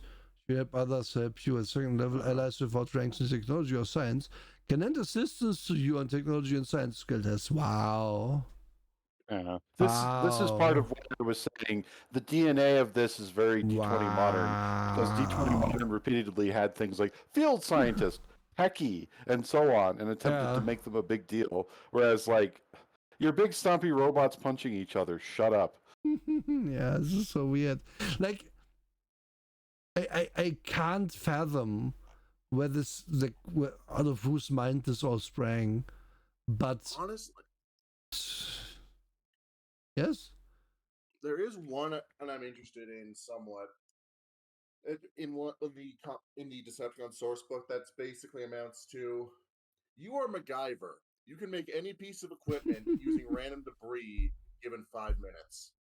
That's it will nice. last the scene. That's cool. That sounds actually pretty cool. Yeah, no, just walk back in with the most dangerous thing in the book. Okay, and then that you built out of a toaster and 2 eggs. Okay, so this guy can quick heal for an energon point, which we haven't learned what those are either yet. Yep. It took several read-throughs before I could pinpoint where it says what they actually do. Great. We have Scout next. Yo! I'm walking here. Yeah. Windblade looks cool. What? I guess she's technically a scout. Yeah, she was created by fan vote, and then Hasbro shoved her into everything for the next decade.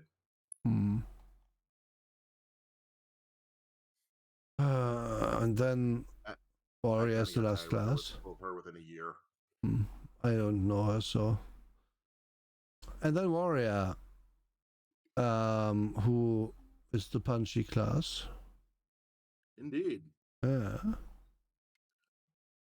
Oh, hey, they have rules for losing a limb. Why is that under warrior? Yeah. Welcome to this book. Holy shit.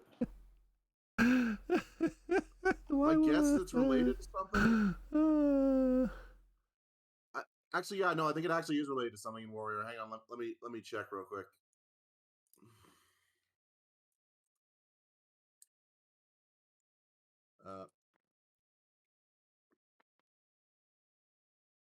Wait, am I blind? Maybe. I don't know. Losing a limb. Okay, so warriors have the ability where they can sacrifice a limb instead of dying. Oh. Well, that's certainly an ability. Just like second wind. Losing an arm deals 2 SS damage to strength. Losing a leg deals 2 SS damage to speed. If you lose a hard point of your choice whenever you lose a limb. Repairing the SS damage repairs a lost limb. There can be cosmetic differences between the new limbs and the rest of your body. Ratchet's a doctor, not a car detailer. Oh yeah, it is. Yeah, yeah. Why is that class specific? Why? Because usually when someone gets, because usually in this franchise, when someone gets shot in the shoulder, they die. That's a baffling decision, though. I don't understand. Okay, let's go past this because it's honestly so baffling. Like, but yeah, this is how classes work. You have your levels. It's 20 levels because obviously it is.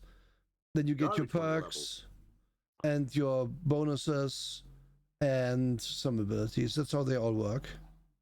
There's no spell casting in this, or equivalent thing that you like expand slots.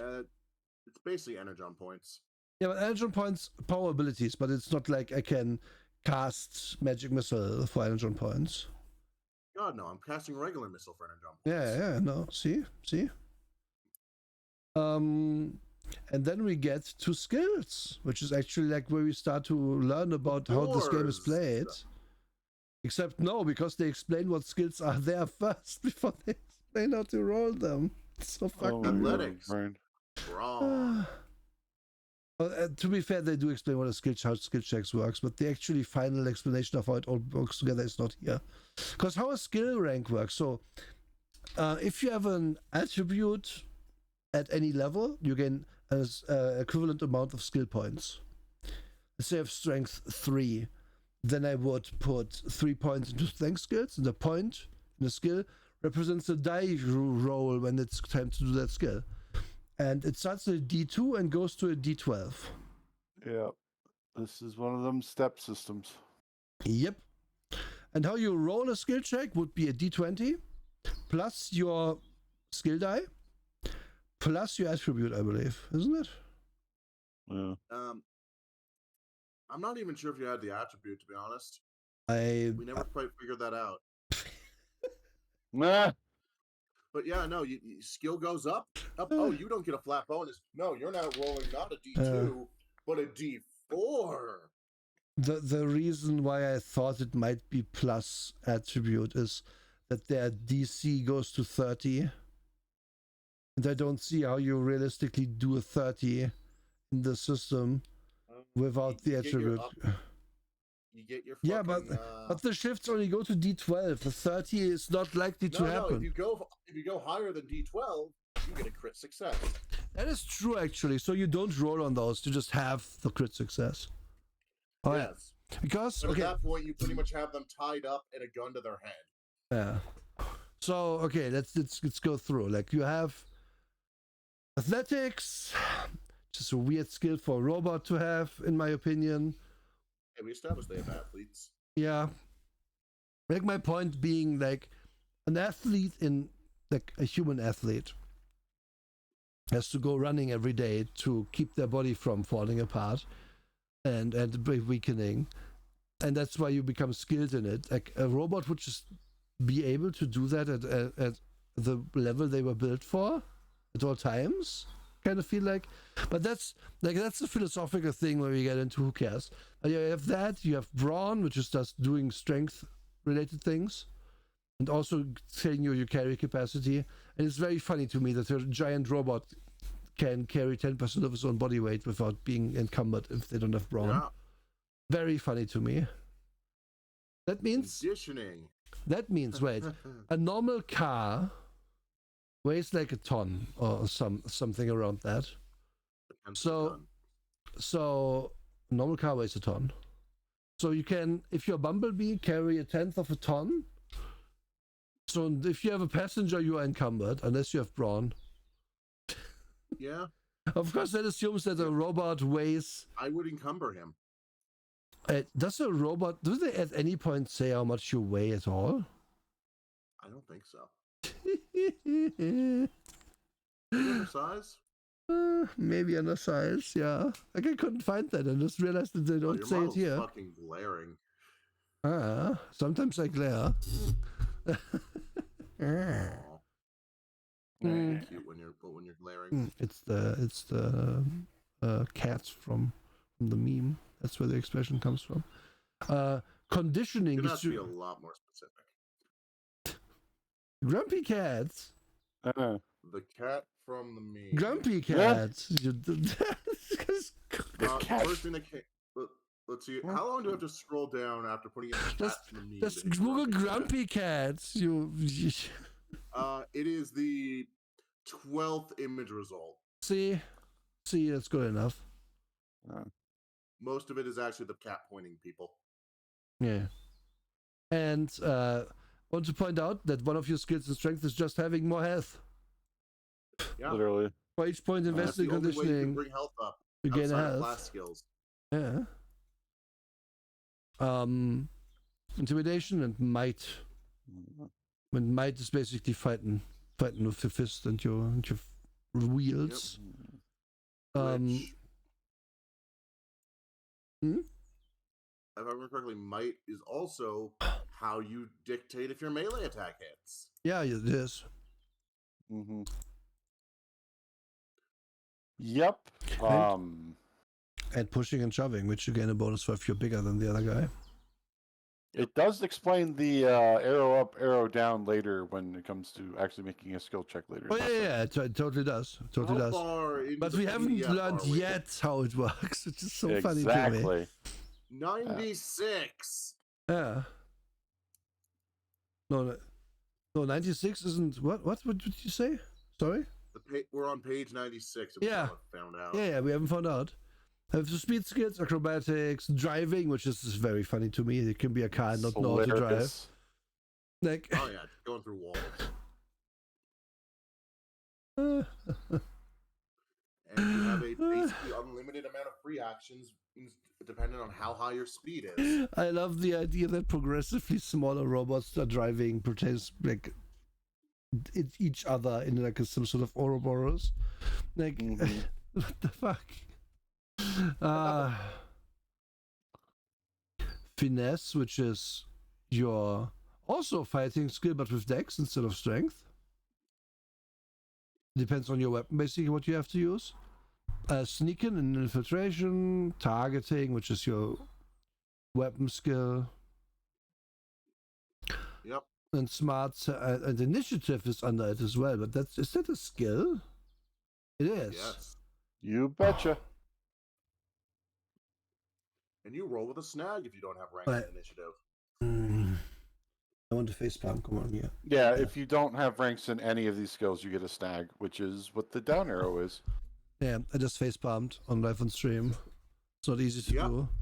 Like, why would you make initiatives? Anyway, there's more culture, science, survival. Why would you make health a skill? Technology, animal handling, deception. This is already social. Animal handling. Yep. Fucking great. Handle the beast lords. Yes. No, actually, it's just about actual animals. That's in the next expansion under the monstrosity origin. Nothing says monstrosity like turning into a gorilla. They didn't label these robots. I don't know who they are. Yeah. One of them's RC, and the other one I'm not going to bother to explain. They aren't labeled. I don't know. This is like a political cartoon. They need to be labeled. Yeah. And yeah, that's like She looks evil as fuck. That's because she was. Well, that's because she was pretty much a serial killer. I. Why would you have? Okay, animal handling is highly stupid to put in this book, but streetwise. Yeah. How the fuck, streetwise? You're a fucking robot who's hiding in human land. Like how? He's gonna drive that's around. How you know. That's the specific thing. Listen, that's one of the how most you know. beloved characters in fandom is a fucking hard-boiled detective Yeah. who wears trench coats. Yeah. He has massive fucking shoulders that look silly as hell. I want to play a construction equipment streetwise robot. Like I'm a big crane and I'm very good at crime. Imagine you're just on the street and the fucking fucking bucket wheel and the fucking skid loader just starts catcalling you. Yeah. No, imagine you're like in downtown and the banker dropped and you don't know how. And meanwhile, on the crane's like hook, there's dangling a big bag with a dollar sign on it because the crane did it. Because you're very good at streetwise as the crane. No one's gonna look up. Criminal. Yeah, no one's gonna look up. Mm-hmm. And here's page 101. Okay, we have. Yeah, it's 101. You finally get some conclusive anything about any of this. More than a third. Yeah. Holy crap. They explain how this actually works. So, if you get a up arrow from any source, you look at where your skill is at, which could be base die, which let's say you have nothing and it's base die. And if you up arrow it, you roll D2, D4, D6, D8, D12, D10, D10, D12, and then 2D8 and then 3D6. And if you go above that, it's an automatic success or an automatic critical. Obviously, you don't get that many arrows, so that's why you need skills. Because also, if you have no base die and that there's any complication at all, if you don't have skill level, you auto fail or you auto fumble if you're forced to roll something, which is certainly a choice. And I think explains why Autobots get sneak bonuses. Mm-hmm. And it's the weirdest out-of-pocket thing here. But you know how in any game, eventually the DM is going to be like, okay, you want to go in there unseen? Yeah, we all have to roll stealth now. And that's why Autobots get a bonus to stealth. Because otherwise, that could never work. Our session did have a stealth infiltration. Yeah. Always that ends up happening. The one of us who wasn't a raging asshole or insane or looked exactly like one of the Decepticons' high brass slapped on a fake symbol, escorted the other two in on the ground. Oh yeah, we captured some prisoners, and I was her gun. It fell apart very, very fast, and we had to start killing people. Good news is she was also very, very fast, and it didn't matter. I also have a note about this list. If this is the good outcome page up here, make that not be red. Yeah. But, you know, this book has a red and purple color palette. Yeah, make this purple and make the bottom thing red. But purple's the bad guys. And make the bottom purple. I don't care. Make it different colors. Readability. Yep. Also, I understand their intent, but like, no. Yeah, no, this was a bad color palette. Bad idea. I don't even think the color palette is bad. I think it's just bad to represent use in tables as well. So since DCs for checks go to 30, let's do the math here. So if we don't get our skill or attribute, right? How do we roll for it? Is there an example here, Dava? Alright, tries to barrel through a locked gate. This player rolls D20 plus D6 for his might skill. 13 floor skills. You don't add your attribute. So you don't add your attribute, okay. So unless you do attribute checks in this, I guess you can't do attribute checks in this. You can't. Well, your attributes help determine how many skill points you get. So skill ranks, excuse me. This means it's still more important. Okay, but that's still more important than D&D attributes. Yep. Lol. Okay, whatever. So let's say we upshift enough to get 3d6. That's an average of 10.5. Oh, no, 7, yeah, 10.5. And that's also the average of your D20, so you expect a 21. So a hard check. So, and more realistically, starting out, we have maybe, if we really put everything into one basket, we have like 3 levels of a skill. And maybe we have 1 upshift or 2 upshifts. So you expect like to do challenging things if you are skilled into them half the time. It's not great. Yep. Like if you are unskilled in something,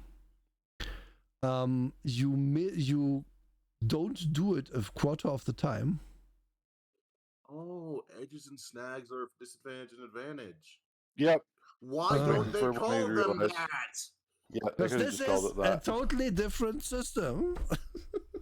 That's what the edge and snag is. Yep. I hate this. And it gets even more interesting when you look at rolling with specialization, because that is its own Oh yeah, WTF, right. why did you design it this way? Where's that? It's coming next? Yeah, it comes next. Like, you have roll skill test and then rolling with specialization. You bastard. Oh, yeah. Yeah. D20 plus highest result of a skill die from your modified skill down the dice ladder. What? Yeah.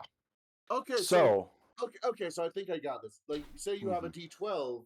Oh, that means you roll D12, but then you also roll the next level down, and the next level down, and the next level down, and take whichever dice gave you the highest. Yep. Oh. So when you're rolling a fuckload of dice. Oh no. Yep. That sucks. Yeah, it really sucks. Like, if they wanted speedy resolution, this is not the way to do it.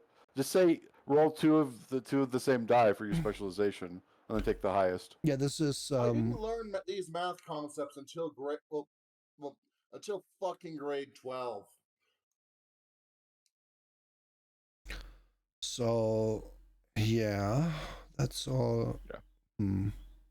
Yeah, it's a bit much. And then you get I forgot what it was called. You if you have no skill ranks, you roll with a snag every time, because you get the lowest value of your 2d20.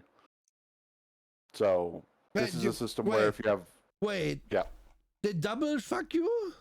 Yeah, double fuck you. Yeah, did you not put anything into targeting? Sucks to suck. So you get so this is actually wrong. You get base die with a snack if you don't have.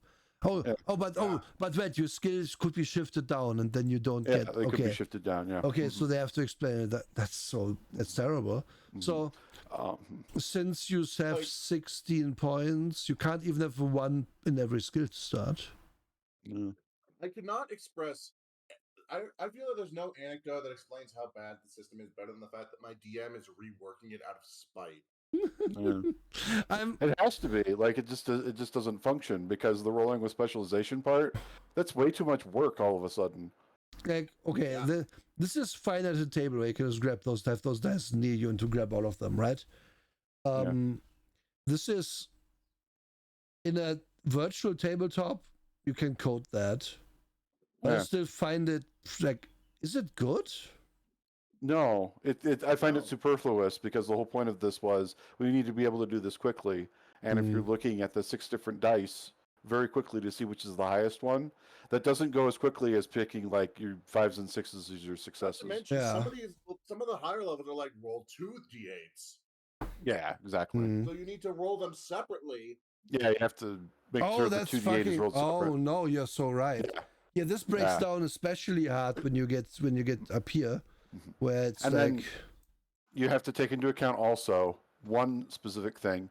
Everybody's going to get a combat specialization in the thing that they do the most hit with. Yeah. So this is going to be constantly happening at the table nonstop. Yeah, and it's too much. And yes, the issue is also that because it is dynamic, in your virtual tabletops, you always have to ask before every attack if there should be a pop-up. That's like, what's your upshift or downshift? Please click it in here. Yep. And then that's going to get so annoying. Yeah. It's going to be very annoying very quickly. And also, yeah. Also, I'm I just think like, we did this because I don't think we realized it was a thing. there's another issue for playing at the table, at least. The D2 you roll is another D4 as well, so you always roll 2 D4s. Yeah, it's. Or you're flipping a coin. I hate it. I hate it. Yeah, but no, okay, if you want to have quick resolution, it's 2 different dice of different colors. And for what? The D2, as soon as you have like D6 to roll, the D2 is most likely not gonna help you. Yep. And as soon as you have D8 to roll, the D4 and like so on and so forth, like sure, it might happen that this is a 1, 2, 3 and then a 4 on the D4, but it's not likely. And I'm adding heads to my roll. Yeah. It's terrible. Well, there's one other game that I've been reading a bunch about recently, Dungeon Crawl Classics, that has a skill ladder also, but it doesn't do something like this, like the rolling with specialization. It never does anything like that. Like, I'm not sure what Galaxy Brain came up with this idea. They should have just made it simple. And decided, let's roll lots of dice. I hate it. Yeah. Like, the thing about D20 that is supposed to make it good is you roll a lot fewer dice all the time. Yes. Like, it's supposed to be what it is. Like, the issue here, again, like, what you say is so true. Because if it's a simple resolution, I have some sort of idea for what my expected result is. Like, if I have plus 10 to stealth, and I roll D20 plus 10, I expect to have around a 20. Yeah. And I can base my decisions in game about this on that. I have a hard time understanding what my expected bonus is in this. Because, like, technically, most of these dice will not matter for this roll. Yeah. Like, the chance that I roll a 6 on D6 is 1 in 6. The chance that I roll a 7 on D8 then is 2 in 8. And the chance that I roll at least a 9 on D10 is 2 in 10. Actually, that's... and then I don't know at what point it matters that I roll D4. Like, it's... I can't wrap my head around it. I can just say, okay, I'm probably going to be higher than 5.5 for my D10. But it's not that much likely that it's not that much higher. There's not that much to it with the specialization. Yeah. Because I only add the 6, 7, 8 from the D8 actually to it. Yep. That's only 4. Wait, that's actually really bad. Not that I look at it from... So, it's... If I have a D4 versus a D2, it's a 50% chance to be better than the D4 even can be. Yep. And I have a third of like 33% chance if I have a D6 in it that it will be better than the D4 or D2 can be, or D4 can be. And I have a 25% chance that it will be better than a D6 can be. And then a 20% chance that it will be better than D8 can be. So it's actually giving you less bonus on average the higher it goes, but it guarantees you more and more floor to your roll. It's just weird. It's really weird. It would have been very easily solved by just, if you're specialized, you roll your skill die twice and take the highest. Yeah. That would have been very easy. Yeah, that would be easy. It would have been smart. Yeah, that's not this book. That would actually be so. It would actually be so. What you call it? Intuitive. Also, words fail me. They're treacherous bastards like that. Yeah. Well, you can see how statistically advantageous immediately versus how is it advantageous for me to roll all these tiny dice? Like, you know it is, but you just can't quantify how much it is. But if you roll the same die twice and take the highest, you can quantify that in your head. It's very easy to wrap your brain around. Yeah. Like, all I can see is here is the... Let's paint the least likely best case here in that you roll these five dice here, and they all come up 1, but your D2 comes up 2. Still feels like shit, doesn't it? Yeah. Exactly. Like it's not really a bonus that you got. It's just like, yeah, okay, I guess I was unlucky on this You roll. got 1 more Mm-hmm. than you otherwise. Well, than you would have if you just took your first roll. Yeah. It's not good. You can now hit the person with the 21 armor class. Yeah, like again, it doesn't do anything of note as opposed to just. It's worse than rolling 2 dice. This took you 10 minutes. Yeah. Like I'm just trying to wrap my head around this mechanic, and it's just bad from top to bottom. Yeah. It's a bad idea meant to make it feel like every fucking level is like, oh yeah, you got a bit more or of a fallback, but the fallback doesn't matter. Yeah. Like if it was just roll your next lower die, I'd say that's good. Yeah. Like, it's like, weirdly enough, rolling fewer dice is better than rolling it like that. Yep. Yeah. Like, because I think it would be clunky, but I think the idea of, okay, add another row to these and roll them and maybe add them together, for example. Yeah, that'd be cool. Yeah. If you could do this, but you're just adding everything together. Yeah. Watching the number go higher and higher. And yeah, that's an more interesting mechanic, because then you could be like, okay, I always have a D6 row, and then I do this table thing with the shifts as well from the D6, so I can shift it down to base die or something, and then I still get to roll my D6. But if I shift it to D4, I get to roll both and add them. Or if I shift it to D10, I get to roll both of those. But if I do shift it to auto fail, it still fails or something. You could make a lot of more and better outcomes like that than this. It's just clunky and bad, man. Wow. Yeah.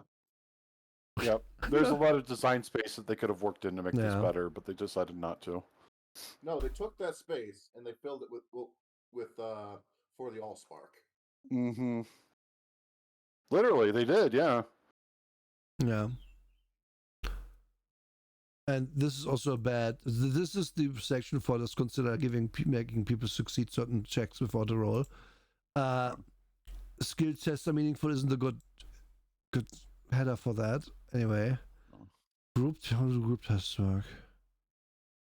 Skill team. Skill test. For my characters. Oh, it's exactly D&D rules. Okay. Yeah, it is. Which sucks, which is bad. I don't like the D&D rule for that. Yeah. Okay. But there we are. That's how it works. And then you have story points. Story points, Energon points.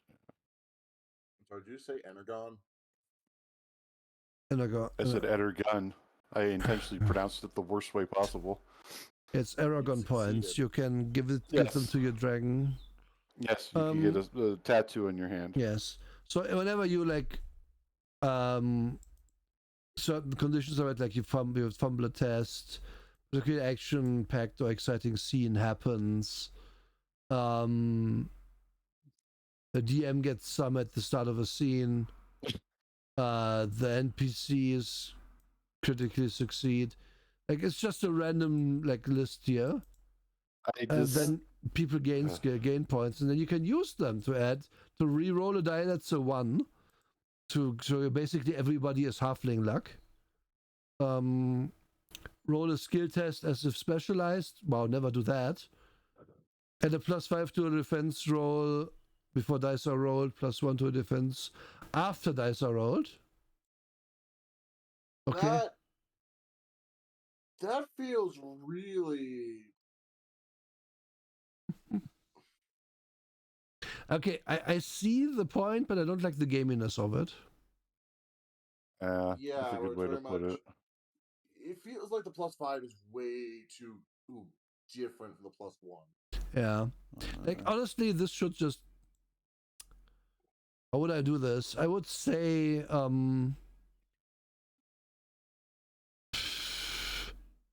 Honestly, I would just allow a reroll on a defend. That's it. Let's do that. But only once. Gain temporary access to a minor piece of equipment or tool useful in the scene.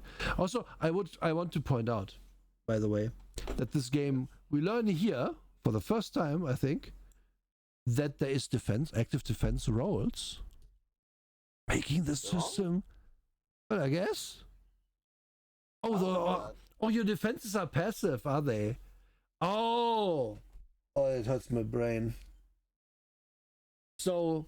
Yeah, it's basically equivalent of taking your AC and slapping an extra 5 on it. So if somebody shoots at me, they are going to do it against my dex defense, I guess, because I'm dodging.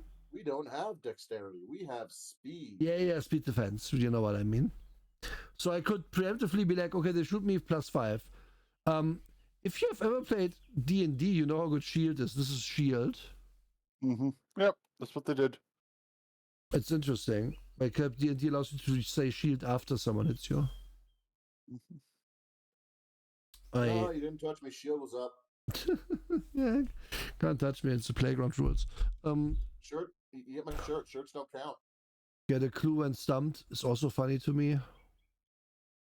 Not a bad rule though. Like sometimes it might come in handy. Yep. Can the expenditure of a story point. Okay, so cool. And then we have energon points. Characters have access to energon points, a renewable resource to help make average moments exceptional. Energon is the lifeblood of all beings that spun from the Allspark. However, Cybertronians can also draw on their energon in times of need to push themselves beyond the normal limits. This reserve of power, extra power, is represented in the Transformers role-playing game, bolded, as energon points. Wow, yes, we know. You said it already. Every PC is capable of storing a number of personal energon points equal to their lowest essence score. Wow. So... The DM also believes that you need to have at least a minimum of 1 point in every essence score. Yeah. I'm pretty sure this is why. That is... Yeah, it is. Also, it kind of... Well, I suppose you never roll them. Yeah, otherwise there's no point to having something at 1, I guess. So you get an upshift, you ignore a snack. Oh, that's pretty good. Yep. Function normally on additional 1d2 runs after being reduced to 0 hit points. Side note, remember when I mentioned that there's little dudes that can turn to your head? Uh-huh. There's little dudes that can turn to your engine. The only benefit they give you is extra energon points. I think not having them in would be disastrous. On the grounds, they're your fucking engine. As a stat, naturally generate an energy point in another character with their natural. Oh, that's cool. You can give somebody else these points. That makes sense. That's actually the one thing I agree with here. Activate particularly powerful perks, equipment, blah blah blah. Okay, regenerating them. Energon can be found throughout the galaxies in many forms. Half your energy points are regenerated at the start of every day. You generate one energy point at the end of any combat against Cybertronian opponents. Interesting. You generate energy points by siphoning from an existing source of raw energon. The rate of 1 energy point per free action. Yeah, okay. Just slurp it up. Not hard to come by. Yeah, it doesn't look like it. Okay, so we have 2 meta currencies here, but one is just a general currency that everybody has. And everyone, okay, I'll say this. I said this about Shadowrun before. I'm not really a fan of the DM getting these points like players. The DM already has the power to make more enemies appear through a door that's there. They don't need the ability to reroll stuff. There's an argument to be made for rerolling for your big bad maybe sometimes. But mostly I think you shouldn't need meta currency as the DM. And it is a folly by modern systems to always put it in like the DM can only do things if they use their resources. The DM does whatever the hell they want. They don't need to show you the rolls. exactly. Firstly, that. Secondly, even if they show you the roads, the DM can just be like, "Well, you defeated these guys too easily. There's 5 more guards coming in now." Yeah, it says so in my notes that if DM just recently started enforcing the fact that that organic entities aren't supposed to have structure rolls. On the grounds, we keep murdering his favorite tank. In a single structure, thanks to rolling ones. His counter argument when we argued against this was to roll the structure roll, and it came up 1 again. This has happened every single one we've fought. Amazing. Yes, Stampede Dragons. Yeah, fair enough. No, but this is more of a general point about TTRPGs. I think trying to curtail the DM's power through this stuff and saying, oh, the DM can't do these, it can only have so many story points, can only say ever so often that XYZ happens, so on and so forth. It doesn't work. I don't think I've ever seen it done well. Players having a luck stat, like this is essentially a luck stat, story points, that's fine. Sometimes you would like the players to have the ability to have a reroll. I think any game is served well by having that, but the DM shouldn't. No.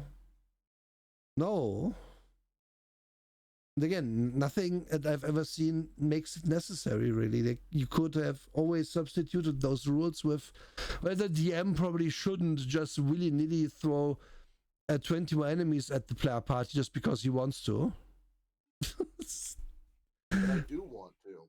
I want to see them die. But you shouldn't. It's bad.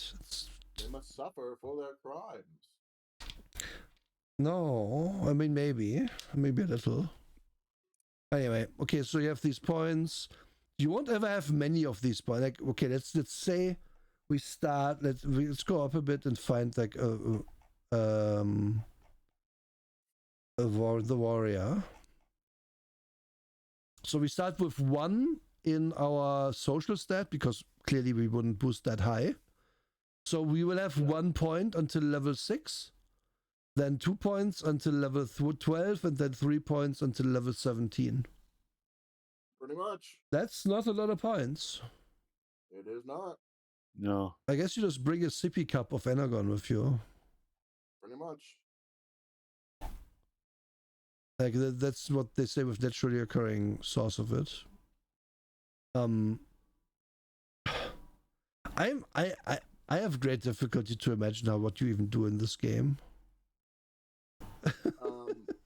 We set a bomb. Okay. Someone important showed up, kicked down the door, sent us all screaming and running, and proceeded to hit us with a train. Oh, okay. At which point the DM said, "Oh yeah, by the way, those explosives you planted, you have a own detonator." And we negotiated our way out from there because we were going to die in a fight. Fair enough. Okay, now we have perks. Let's go for perks because perks. So we are all the way down here, I guess. I mean, yeah, it's just a list. So perks have a prerequisite. Like here, at all out attack, you need to might, finesse, or targeting at 6+. So 3 ranks of those skills. One of them. Yep. And then you do 1 additional damage. During your turn, you can voluntarily take downshifts on your attacks with might. For each downshift you take, deal 1 additional damage if you're hit. But enemies gain an equal number of upshifts to attack you until the start of your next turn. That seems bad. They have significantly more attacks than you. Ridiculously more. Like this is a double negative because I have to take a minus to hit, but if I do more damage, and it's significant damage, I suppose, because you don't have a lot of hit points in this game. This has like 20. That's about it. Yes, my point stands that even if you invest in hit points, you might have like 6 to start, like 7. Our tank had 5. Yeah, sounds about right. Like you would have to invest because you have to invest in targeting and hit points, which is more strength. So I think your ideal tank is actually dex based for their fighting, because then they don't have to put stuff into might, into attacking with strength. You can just put it all into toughness. Yeah. Oh my god. The cute sense. Yeah, it's true. It's the cute sense. What an adorable sense. There is a couple cutes nearby. Oh god. So an edge when rolling in. So these are just basically random ass. Like this is again very 5e. Just have random skills. Wait. Additional alt mode. Choose attack. Why is Triple Changer a class if it's a perk? Because you could have another one. It could be a quadruple mode. Could be a car, a dune buggy, a truck, and a digger. To make the worst use of this.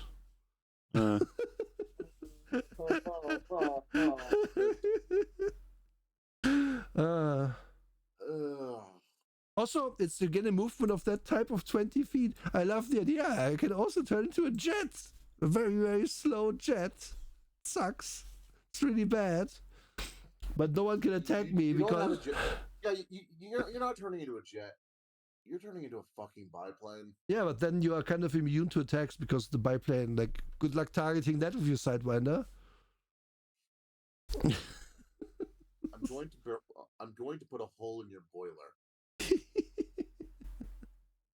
Oh my god. That was a joke in Simpsons, wasn't it? Where they were like, oh, we're going to intercept the flying house. Oh, it's too slow to intercept. That is true. Yes. You know, they had a section under Jet. Really saying, well, why aren't you going Mach 2? Because we can't do that gameplay-wise. Yeah, but just so... You have one turn, and then you're so far away from the map, it doesn't matter. Yeah, okay. Then don't make your game D&D based. You crammed it in. That fucking reminds me.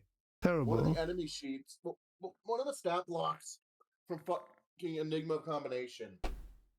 Because the guy who wrote Enigma Combination does not know how tabletop games work and is more interested in cramming as much lore as he can. He's kind of into it. He's a major Transformers super nerd first. I think he also wrote some Mega Man strategy guides. Oh boy. No, different guys.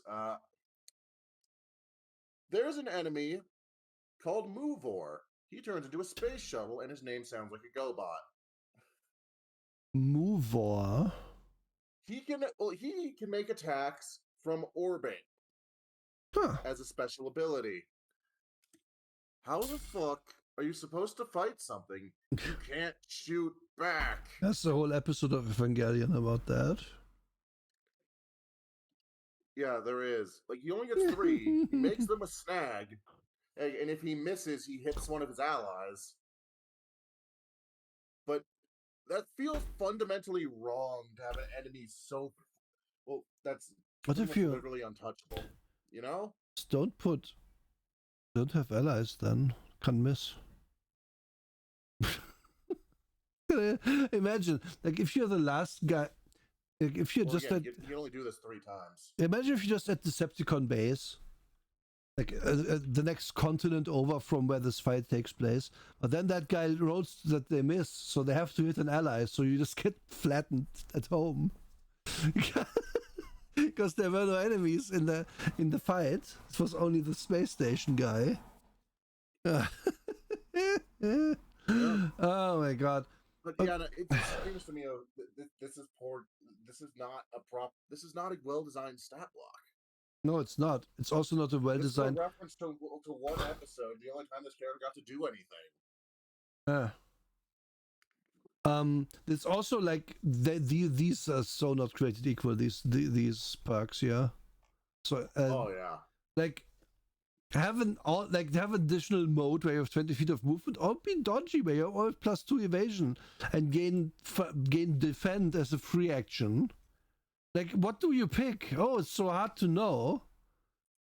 Like, you want speed 3 anyway, for reasons we'll get to. Oh yeah, you do. So just everyone picks dodgy early, I think. It's just very good. On your turn, you can voluntarily take downshift in your attack. After the same number of downshifts. Yeah, see, this is just way better. You take a minus Can I 2 make attack. memes too, by the way? Can you make what? Can I make memes too? Sure, go ahead. Post them. Absolutely. Like, We'll reveal them why all. would you take the minus 2 hits to attack, but take more do more damage when you can take this and downshift everyone's attack against you? Can't downshift lower than a D2. Yeah, but then you can just do something else that lowers it. Like, this is so exploitable. You can make people auto miss. All the time. Oh yeah, I throw a smoke bomb and then I evasive fighting from all my fighting. So then everybody who doesn't have like +8 or +10 can't even successfully attack me at all. Yep. I can still shoot people just with a lower skill. I broke the game. Didn't take long. Cool. Oh no. Then fuel efficient. Level 12. When spending an energy point, roll d4 on a 4, regain the spent point. I want to point out that we just looked it up. You have 3 energy there at the minimum. When you need this the most, you can't take this. And what? But it's not that good. Why is it level 12? Do they act like this is so weird? Oh, wait. Oh, I like green though. I like this. You take it at a low level and then you replace it later. That's cool. You're new to the Autobot cause, either because you have blah blah blah, or because you have forged your creative methods, push the boundaries, and teach old dogs new tricks 3 times per day. You do not suffer a snack when you make an unskilled roll. Like, this is nice. This is nice. And it's just, this is something you can just give the whole party, basically. That's actually cool. And then say this would be a good little thing to put into D&D as well, to make the lower levels a bit more bearable. I don't have an adequate meme. Well, I don't have adequate meme text for this, but the image still feels relevant. Oh my god, I just realized how many there already are. Yeah. Drake works fast. Drake does. If you think of anything clever to say, Drake please does. feel free to add it. I got you covered. Drake does work fast. Drake does work real fast on memes. Linguistics. You have been busy learning new languages, gaining fluency in 3 languages. Why the fuck is this here? You're big stompy robots. One of the stat blocks in combination is like, oh yeah, and he also then lists like 10 fucking languages. Why does he know Cantonese? Like, that's another thing where Fabula Ultima is just a chat because they never talk about languages. Because it doesn't fucking matter. It's never been like, yes, it's realistic. Yes, I know, but it's never conducive to play if the GM is like, "Oh, you don't understand this NPC," and then what? Then the scene is over. It's done. It's gone. It's over. Yeah, and that's obviously not great. So just don't worry about it. Like, unless you want it to actually be an important part of the adventure, to be like, yeah, this person's talking a language you don't understand, it doesn't sound like anything you've ever heard, it's very weird, and then it's kind of about the mystery of what they want from you and so on. That can be an interesting adventure like once in a while, but no DM is going to be like, no, this snooty elf is only going to talk to you in Elvish, and if you don't know Elvish, then they don't want your time of day, good sir, thank you. As a, like, and when you do know Elvish, they're just going to scream slurs at you until you go away. Yeah, like, it's dumb. Like, would you pick linguistics or would you pick like fighting? It's so stupid. Like, make these in any way, shape, or form somewhat balanced a little bit. They don't all have to be good as equally good because that's impossible. But you can't just be like, pack mule. Your brawn is considered 2 points higher. Wow, I can carry instead of 25%, I can carry like 100% of my weight. This might actually come up more often than you might think, but you can carry three additional hands of weapons. See, that's also like there's use in this. You can bring more different guns along, but it's still like clearly not as good as just picking the good one, like the meta ones, dare I say. Oh, speaking of hands of weapons, so one of the stat blocks for a combiner has a thing where it says, "Oh yeah, it can fire both its gun and with only a slight downshift to the other one." Its stat log mentions dual pistols. There's no tag that actually says two of them. Rapid attack is so good. There's nothing in any book saying what it's talking about dual wielding. I've checked. Rapid attack is what you just pick. That's what you pick, dude. Yeah. Because you're well versed in using non-integrated weapon. When you attack with a weapon and external hardpoint, you can spend 2 free actions to make an additional attack with the same weapon once per turn. No downside. Just have targeting D6. Pick this. It's a +1 attack. For no downside. You are easier to hit and less likely to hit with your attacks with the other one. With all-out attack. What the fuck? Like this is now you do more damage. Yeah, but if I hit twice, it also does more damage. Yeah. This is so stupid.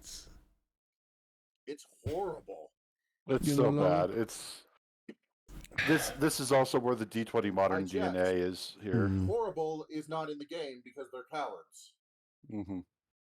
Otherwise, you'd be awesome. You'd be too powerful. He's horrible. Weapon Master. You have a master in that point? Oh, it's the same thing. Weapon Master again. It's also wait. Oh, it's integrated hardpoint this time. So pick one or the other, I guess. Kind of the same thing. Tongues. What? No language or shift is needed. Perk note for the start of the mission. Why is there more than one language? Why would you ever pick linguistics? If you can just pick this. And they're still both way worse than everything else you can pick. Ah! Yes. And then your mini-cons can have skills. Cool. And then there's a lot of equipment. This is where I kind of stopped reading the book originally. Okay, so yeah, no, you have to use specifics. You don't have a stockpile of equipment. You're grabbing equipment based on your speciality out of an armory for each mission. Mm-hmm. And there's rules for how you can get it as an Autobot. And there's different rules for how you can get it as a Decepticon, where you need to basically make intimidation and negotiation skill checks to get your weapons. See, that makes sense at least. That does make sense. If you fuck it up, you're going into battle with 2 shitty grenades and a pistol. We should have negotiated better. That's why you let Starscream do the negotiation. Yeah.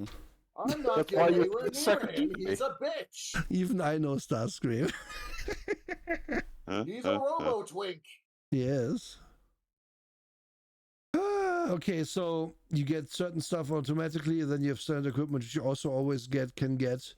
But then the stuff becomes harder to get, and you have to roll theoretical equipment. Lovely one. So good.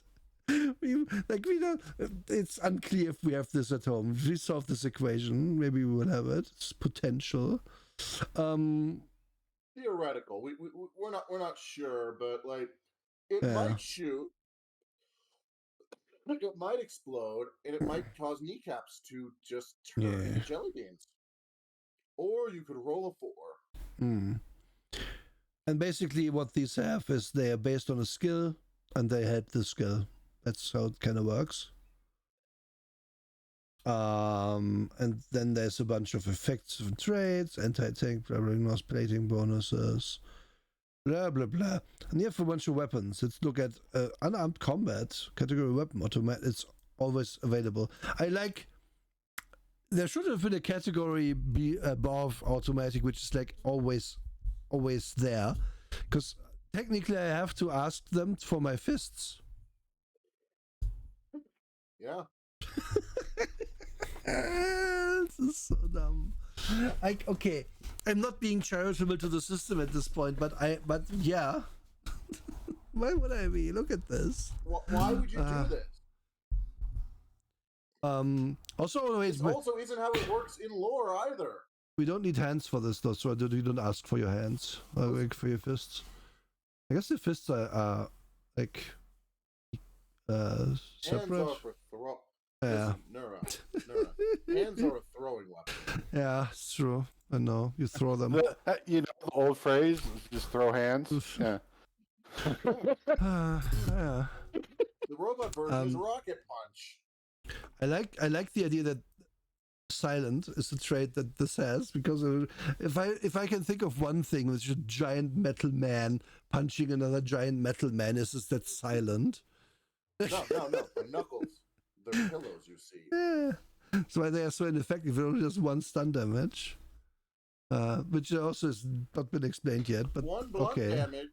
No stun. Or maneuver. Oh yeah, altered effect. If you want to actually deal meaningful damage. Wait. Also, stun damage works weirdly. I think it's like you have to build up to the point where the stun damage is equal to the remaining health. Yeah, it makes sense. That's what I thought it would work as. That's how it works in D&D as well. But no one uses those rules either. But it's like, if you have 30 health and you take 20 damage, then you need 10 stun damage to be out, but not dead.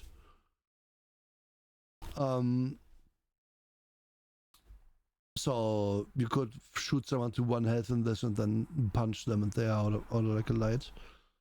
And then we have like close combat blades, weapons of finesse or might. Has reach, 1 hand, bludgeon. 1 sharp damage. Which I just flavored as this is my arm. It's the same fucking thing as a knife, but it does blunt damage. Yeah. And does history's oldest weapon. Wait, it also does stun damage? What the fuck? Yeah.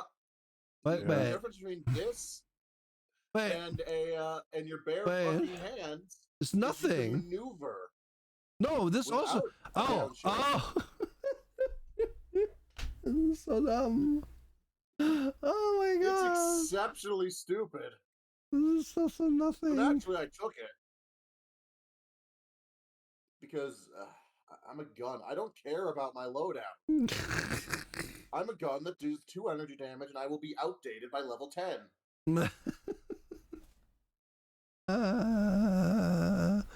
There's range increments. There's no way to increase my ultimate damage. I checked. It's a shotgun. It does 1 sharp damage. Or to 15-foot cone. Huh? Also, it's different ammo and does a 15-foot cone, I guess. Yeah. They do know that those pellets keep flying, right? Or whatever. The story is shotgun good. Yeah. I can tell it's AoE. Frag grenade also good. Yep. Decepticons add an anti-armor grenade version. That you might think that means it ignores damage resistance. This doesn't have damage resistance. It's limited just a. Yeah, that's just the one. It just deals more damage. It's the first one we have to talk about. Yeah. AC. So to ask this, if I negotiate for like a really good weapon, and then and I have that, and then it's the next mission, do I put it back in the armory and have to negotiate for it again? I'm pretty sure, yeah. Oh, that's great. I love that. Because imagine having to change your character's weapons every mission or in a like TTR in like either your sheet or your legendary sword. You didn't roll high enough for it this dungeon crawl. No, like, I'm just referring to like the bookkeeping time you force on everybody with this. Because you basically are like, well, this is why you don't have your your... Did I scroll past it? I did. You don't have your medium blade. You only have a knife. So you have to put the knife on your sheet and delete the medium blade every time. To meet you. Yeah. So I kind of like that they put these alternate effects in with multiple targets and stuff. Yeah, they have to, honestly. It's nice that that's tied to the weapon. That makes it impactful to have these. I'm not really sold on the whole negotiate for your stuff every time thing, though. You don't need to negotiate if you're a Decepticon. I'm pretty sure the Autobots, you just need to hit certain requirements to get it. Yeah, but what are the requirements then? I think it's a combination of a mission budget combined with what you specialize in. So, do they explain? Loadout limits. It's an Autobot, you may be tougher than the rest of them. They call me Knuckles. There's the upgrading equipment thing, which I don't understand, but that's okay. Qualified into... Okay. Your role and general perks might also list weapons you are qualified to use. Unlike weapons training, you can access any equipment you are qualified without requisitioning it. Okay. For example, gunners are equipped in limited ballistic weapons. Okay, so if we have the right skills, we get the weapons anyway. That's cool. And then requisition. In addition to the above, you can request access to the armory. This can include uncommon... Blah, blah, blah. Some missions list how many requisition attempts your team can make, and how many total requisition kits and upgrade weapons the unit is allowed for the mission. The mission doesn't list the requisition budget, assumes it's equipped 3 attempts per PC. Attempts are pooled together, so characters that depend on equipment can offer a square share to the other of the gear. Okay. What does that mean? That if I'm self-sufficient because I'm punchbot, then you can have my requisition for whatever the fuck you want. Yep. Choose Because it's supposed to be a team game. The idea is that if you can't use it, then you'll be able to, quote unquote, requisition it for a buddy. Okay. So the skill you use to get stuff is your skill in the relevant skill for the item. Yep. That's how it works. Requisitioning armor upgrades requires athletics or might if it provides a bonus to toughness, and acrobatics or finesse provides a bonus to evasion. So stuff like that. So makes sense, but so basically unless you don't negotiate all the time, you just roll relevant skills. Yep. But it's the same exact thing. So you expect to maybe get restricted gear, but higher is kind of unlikely at the start. And this is kind of like 2 different reasonings. One is, hey, I'm good with guns, so I know how to talk to person about gun to requisition gun. And second reason is, everyone knows I'm good at guns, so therefore I should be given best gun. I require your finest shrapnel makers. It is kind of a redundant rule together with us being qualified already giving us good weapons. Like, they should have just picked one. Gone from there. Yeah. And again, it's significantly harder to do this if you're a Decepticon player. To reference Lancer here a second. Lancer does it like this. You get a few picks of limited equipment. Done. Pretty much. You got a license, you have access to everything on that license level. Yeah, but also the restricted, like limited equipment is stuff like certain mech systems only have a certain amount of ammo. No, I use grenades. Or it's your pilot gear, which is also limited in some respects, where you can only. Had to use pilot gear. Well, technically, you have like a medkit and shit. You might be needing to use whatever. Point being, that's way easier and quicker. Why are we rolling a bunch of dice in the armory? Just give us the weapons. Game fucking loves finding excuses for you to roll dice. Just be glad it's not making you roll specialty to get your goddamn equipment. Yeah. Okay, but this is how the weapons work. We understand. Then there is, funnily enough, you can get a scope for your knife. Projectile weapon is required. This is a joke for God. As on a lark. I'm sorry, I'm dumb. Oh no, I'm gonna explain the joke because it's always great to explain a joke. There's There is no joke. There's a really old German massive multiplayer game which was never really massive. It's just a few, like maybe a few thousand people at the time playing it together. Called Neocron, and my friends and I found it when it was free to play. We played it, and there was a bug in there where you could put on your, like, you could mod weapons. You could put a scope on your rifle, and then it would have a scope. Otherwise, it wouldn't have a scope. Makes sense. What you could also do, at least for a short time, is put a laser pointer and a scope on your baseball bat, and then have the baseball bat have a higher chance to hit and have a scope where you can scope in on enemies as you bonk them in the brain. To the credit of the game, it worked. You just didn't do anything. That's the best thing I've heard. Also, the laser pointer came out at a weird angle from the baseball bat because it just pointed like away in a random direction and would swing. It just looked cool because the laser was visible to other people.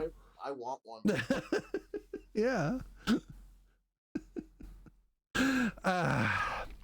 So double the ranges of a so nothing. If your jet can only move 60 feet, why would you ever need the fucking scope for anything? God damn. Lead lines, protective coating, protect non-sentient machines. No, don't drink it. It's gonna taste good, but also make you crazy. So much equipment. And ammo feeder, laser beam, swift, energy field, terrifying. And then you have kits, which is just a bunch of stuff in a bag, which is like helps you with things. Yeah. And it gives you like downshifts and upshifts and what the fuck. It's like, because God knows we can never escape from the fucking Explorers pack. No, we can't. We can't. We can never escape from that. Yeah. Dozer blade, hell yeah. What's a bullbar? Oh, I know what a bullbar is. Took me a second. Age. I mean, they wanted to put Pokemon in here at some point, so. Wait. Bullbar. The equipment of that chassis. Oh, this is more permanent stuff then, I guess. That's more permanent stuff. Okay. Because I was this like, is part of your alt mode. It was like, no, I need my crew. I need a sports car, but I need more crew. I need more crew. Oh, sorry, you didn't requisition high enough on your skill check, and they just tear the fucking seat out.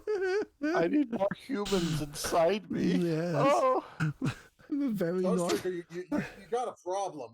This is an intervention. No, more seats. I have been a very naughty robot. I need more humans inside of me. Oh. Gang, sit upon me.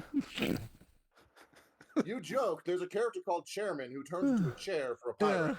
Yeah, of course there is.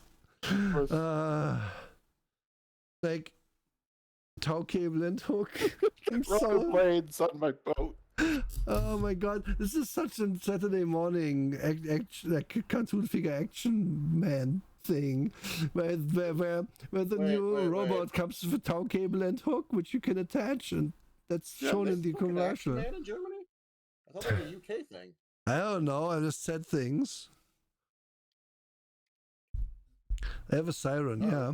By making a persuasion test, you can move any currently operated vehicle. Cybertronians in alt mode do not count up to 10 feet away from their current position. That's the idea. So the idea is that you for real just fight in a city and there's like a bunch of humans in cars that get blown up. And the siren can push them 10 feet. It's fucking amazing. Oh no. That's so good. There's a perk that if you're just a slightly larger size class as the normal, you can yell at people to cause psychic damage in the combination source book. Very good. When I say slightly larger, I mean there is an influence that will put you at that size class in the same book. Oh my god, I love it. So What? I love that there's so many rules about like riding each other in this game, where you can just put Fun fact about that image in the comic in question. That is the corpse of a dead cop. He's doing And he what is he breaking loves. into the government's main building to call them dickheads. Nice. Also shooting his gun because obviously. Because obviously. I think that's also part of the comic. And they have a bunch of vehicle skills that you use to make your boat actually be. I guess your boat is always amphibious. But I could just be a jet. Wait. It didn't. I think these are for vehicles that aren't Cybertronians. Oh, is it? Oh yeah, you are right. Oh, it was like, oh, yeah, no, my fucking car, my alt mode has autopilot. Yeah, no, but why? Yeah, but I mean, why not? I like to be controlled. It's for the auto fetishists among us. Like, it's the idea that there would even be like, why would it ever matter? Oh, I'm so confused what you do in this game. Again, like, if it's like the series, the humans are never important, and if it's like not like the series, yeah, that varies. Yeah, I guess you're right. Still, and then there's combat, and again, this is supposed to work with the GI Joe one. I'm sure it does. Oh yeah, we have the most important rule. So your speed says how much you can do in a turn. If you have speed 1, which is the absolute minimum you can have a move or standard action, and that's it. And you can always turn a standard action to a free action, which they don't mention here, but mentioned right before this. If you have speed 2, you get a move and a standard action, so essentially exactly like D&D. No, wait, 3 is like D&D, because you get a move, a standard, and a free action. But then if you have more speed, you gain more free actions at the rate of 1 free action per speed. Yeah. Speed also governs your range defense, so pick speed, folks. It's really good. Speed is godly. Speed. I am speed. Yeah. Ciao. Ciao. I love also like these things are not made equal. These are free actions. Opening or closing a door. Using a simple item stated by the item's description. Aiming. Yeah, remember that party member I mentioned? She had like 4 or 5 free actions. She just pumped speed. Yeah. But then wait for it. Pushing yourself, you move below. Okay. Safely putting a weapon or item away. I'm raising my finger, my bapper. Remember this one specifically. Inputting a code. Cutting or untying a prisoner's bonds. Eating or drinking a single item. Finding a specific item in a pack, joining 2 combinable technological components, or picking up a 5-foot square worth of small objects. Okay, then. So I dropped 10,000 rubber ducks into that square. No problem. I pick them up as a simple action. The same amount of time it takes me to consume a single item of food. Or putting away a gun. Yeah, it's a free action. It's so stupid. Like, what? And I saw that some of the classes let you consolidate free actions into other actions. Yeah, speed is king. Speed is king in this pretty decisively, to the point where I'm like, oh my god, you done nothing from other games that also did this. Yeah.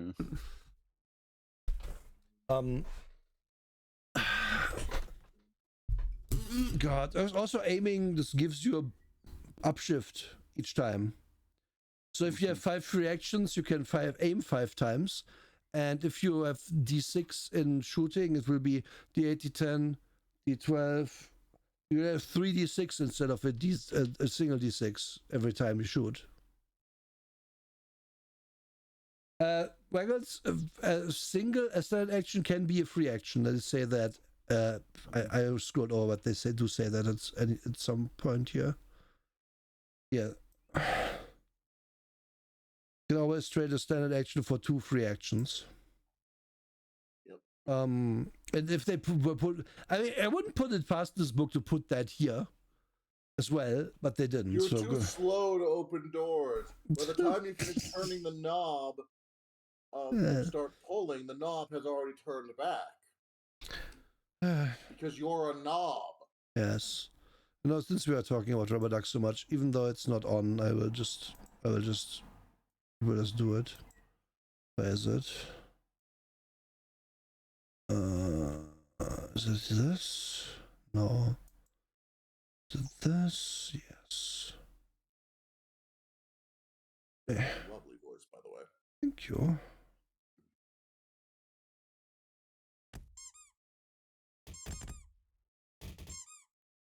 Oh. No. There we are. Nura, Twitch keeps telling me to color you, and I'm not sure how to feel about that. Is that still on? I don't know. Let's find out.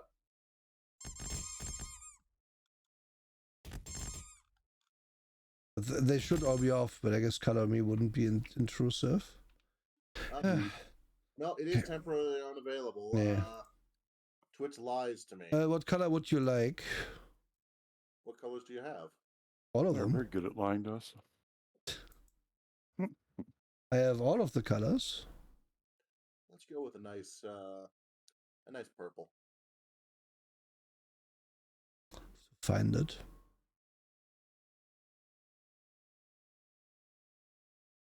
There. Cool. There we go. There we go. Very nice. Okay, enough stalling. I have to talk about this game some more. Well, okay. It was telling me the other redeem. Other redeem? Collar as in COLLAR. Oh, collar. Yeah, I can also do that. That's this one.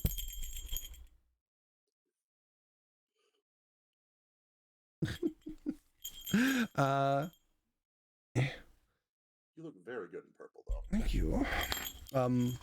So since I don't want to go about combat and you played this game, Matic, please talk about combat. A lot of it was spent missing our shots. Grenade throwing is based on athletics. Mm-hmm. So the one time I threw 2 grenades. One of them I threw into an enclosed room at a group of 3 guys, and then it missed because my athletics sucked. So it was basically just the DM saying, "Oh yeah," he just kind of looks at that and kind of quickly kicks it out the door before you close it. So it exploded in your face? No, it exploded behind me, and I was very cross about it, and they shot me. Okay. Low health means that every single hit feels devastating. Mm-hmm. I believe that. But at the same time, we were generally racking up just enough damage that it didn't matter because we were fighting mooks and they were going down in 1 or 2 hits.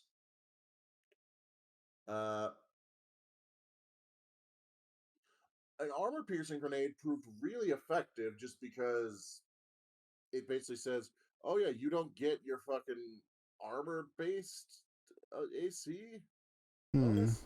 Okay. And also something that I think took out evasion-based AC, which feels okay then. Yeah, so you just get hit. Congratulations. Great. But yeah, no, it was basically slowly going through rooms and turning off alarms. I think it was something the DM made up where every round the alarm spreads out to to the adjacent rooms, and then we'll spread out to those adjacent rooms. Okay. Which mostly just meant that every time we shut off an alarm, one immediately got turned on in the next room. Yeah, you can't get ahead of that so easily, can you? Nope.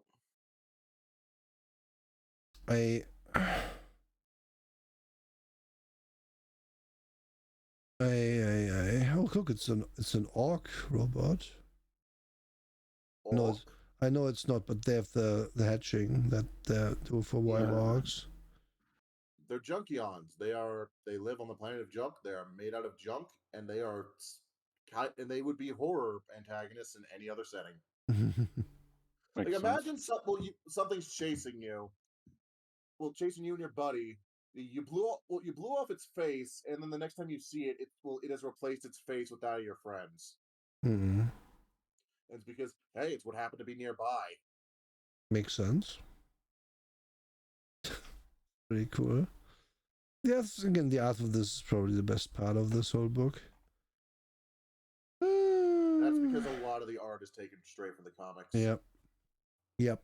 Like it's the weird painted Art Deco ones that are new to this book.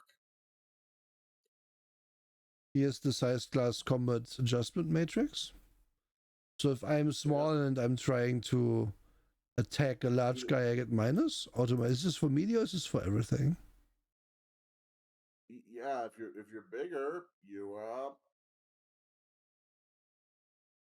I? Why does it list upshifts for? Oh, okay. I was reading this wrong. Yeah. Yeah. The attacker is Also, on top, defender's on bottom. So a Titanic guy attacks a small, it's harder. But small attacking a Titanic is easier. Say anything if a small attacks a smaller or common attacks a common. Okay. Yeah, it only matters if you are. It's not like is the assumption. Oh well, they're Cybertronians. You're always going to be large. No, a lot of people are. Was common. Yeah, a lot of people are common or large, but no one is bigger than that, are they? I also enjoy long. Monoliths are huge. Combiners are gigantic. Titans are towering. I don't think we have anything at Titanic. I enjoy long as a size. Long and extended. And extended 2 and 3 because they ran out of words. Because you're an 18-wheeler with multiple cargo containers behind you. You're Optimus Prime and you've glued another trailer to your trailer. Like, it feels very bad to be big and taking a small, I guess. Oh wait, small, Defender, Titanic. And it is a bonus. No, it is. Huh? No, it's very difficult to read this chart for me. Yeah, it is. The attacker's on top, so small attacker attacking a Titanic defender gets 5 shifts upward to hit them.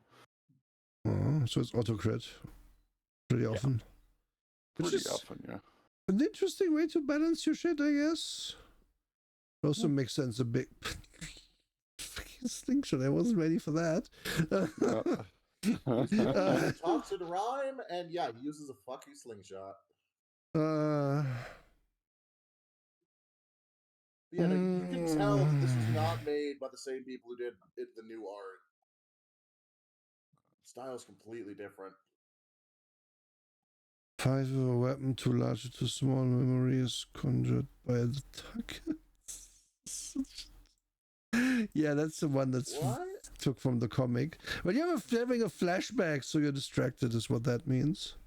I've read the comics and I don't know what the fuck that means. You're thinking about what happened last week.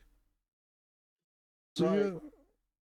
Oh god, you could abuse the fuck out of this with the champion. Yeah, you could. Remember the good times. You stole my dog. Yeah, it was good for me. Oh, with examples. So small dogs, drones, children, common humans, lookout chassis, bot mode.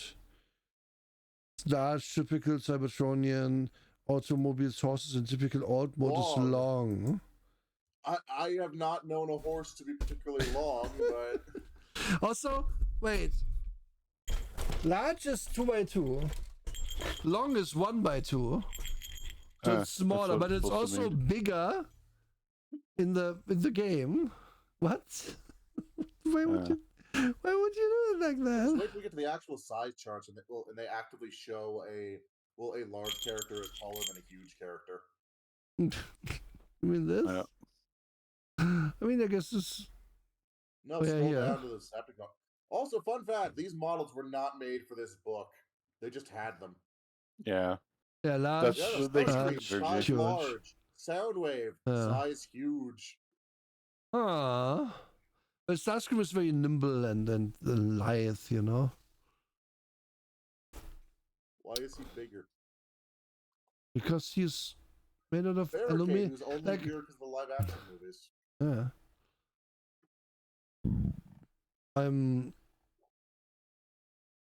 such a like. This book is. It has proven to be very antithetical to my brain. Good. Likewise. I'm glad to have given you both psychic damage. There's just so much of this that feels like we took this from X place and then made it worse. Yeah. Like I'm just constantly seeing it nonstop. Like It's not good. There's so many things in here that are like, oh, we need to have a object toughness chart. See what this looks like being played. The VOD is up on my Twitch. Oh yeah, I couldn't. Oh well, at least I did. I don't know how many memes. Yes. Oh my goodness. So Yep. I don't know about the rest of the book. Like the rest of the book is how you play this game, and here's government installations, and here's challenge their version of challenge ratings, and blah blah. Like I just want to point this out. Like it's such a thing where we need a toughness chart because other games have that. You could have just given a different kind of rule for this and not made it based on this. Because it's just basically hit points. Is item toughness hit points? Let's find out. Megaton fires a brick garden shed which human soldiers work on improving. Take him down. He rolls a total of 26. The gem was a brick garden shed. It's made of brick stone. Megaton beats a 25 toughness. Normally this should blow a big chunk out of the wall, but because his fusion cannon is 20-foot blast radius, stopped it with the shed, ruining the EMP and damaging the soldiers who have been the toughness of 12.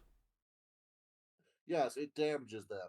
So, not the word I would have used. I would use splattered. Yeah, disintegrates. Also, it's just fucking they aren't people anymore.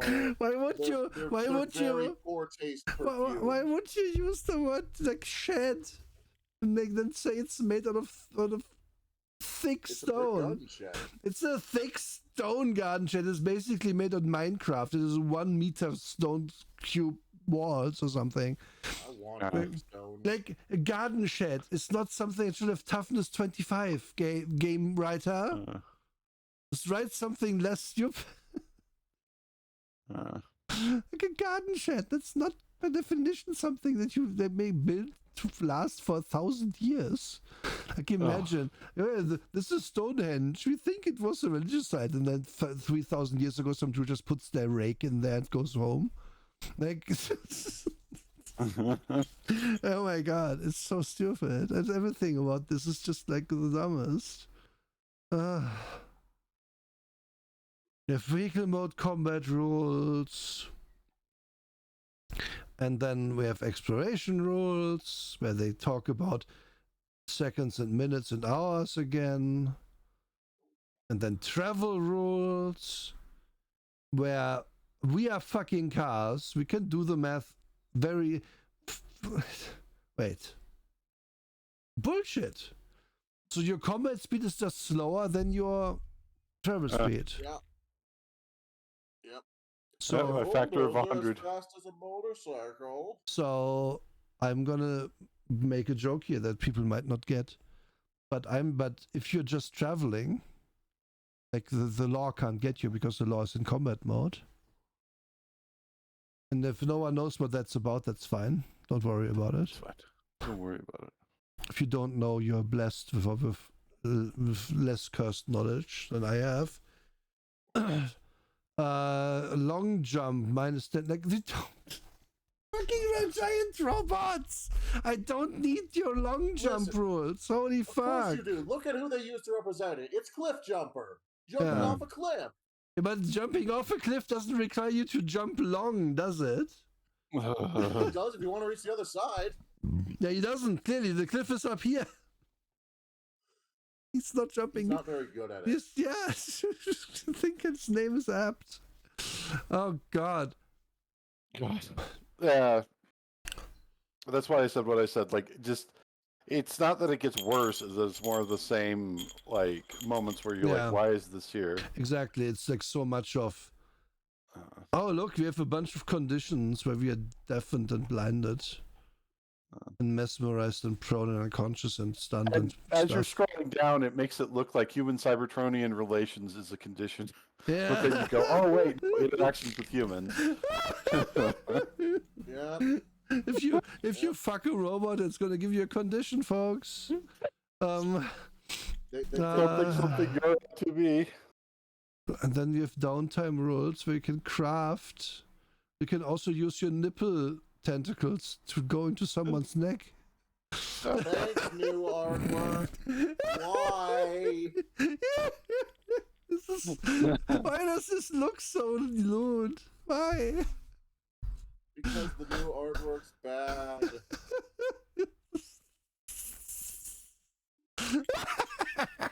So stupid. Look Don't get me wrong, it would get me through a lonely night, but that's about it. Look at the car feet. They're so bad. His feet are so horrible. Like I love Wheeljack's chunky bumper feet. Oh no. he looks like a 7-Eleven that turned into a car. Fun fact, he's based off a real-life race car. Mm. Oh no. Of which only one exists. Man. In that color. There's another one that was sponsored by a cigarette brand. That was sponsored by Marlboro. Oh, because Japanese copyright laws back then were nonsense. They just used that exact same color scheme, but changed the sponsors to Marlboro. Boar. It's like a boy. It's a boar company. They breed boars. I like that this, like in a book where I've been conditioned to see like robot faces everywhere, they put this four-eyed pogging robot here. Look, this is the mouth. It's open. It's open. Yeah, these are the eyes. I don't care. It's what I see. This is the nose. I can't unsee that now. Like, oh no.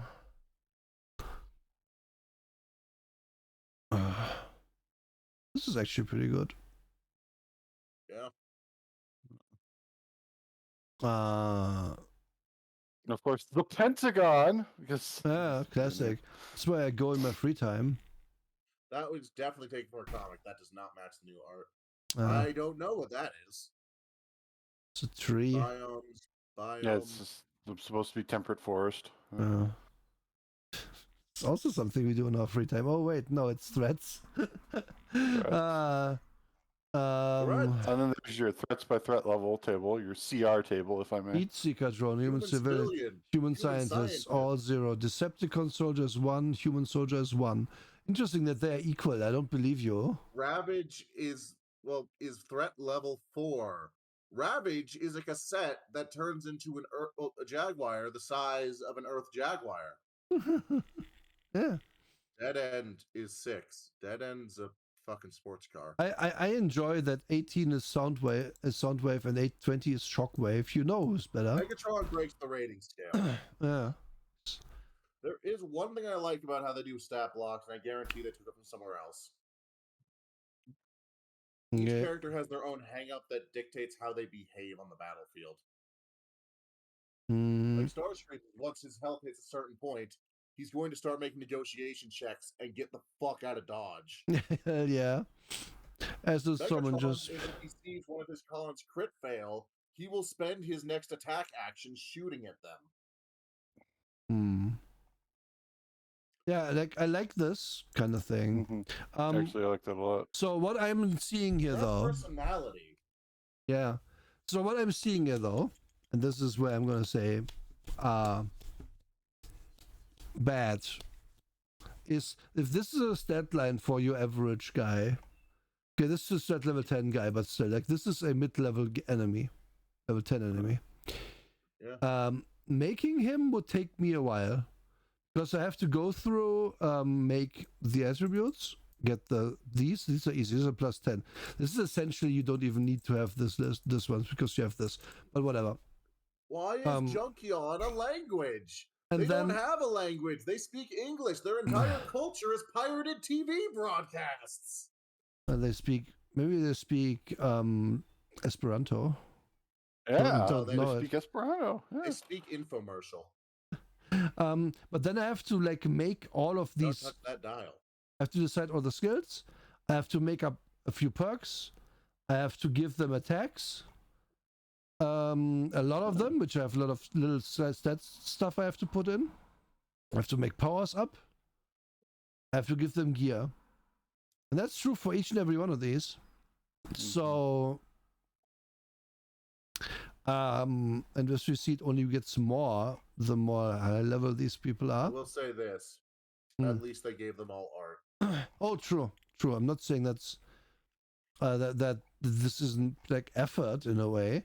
Like my whole point being just that. Admittedly, this one I don't like his art. He has no stomach. He is on a diet. He took it out.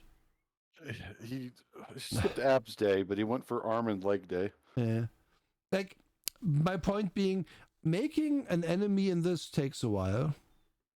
It does. And that's not great. Like Astro Trade, Barricade. What I would have done is done like a Build-A-Bear section where, like, okay, this is like going to increase their threat level by this much, and so on. So you can just build your own enemies very easily. Yep. What you also should be doing. What you also should be doing is, instead of having this list here, just give them a general. They have a strength, skill, speed skill, smart skill, social skill of X. Because a dumbass. Why does he know 4 languages? Well, I don't know. I guess he knows English via Dranconian. Wait, English isn't on the list. Yeah, but he knows Dranconian. Just said it was English. It is. That is true.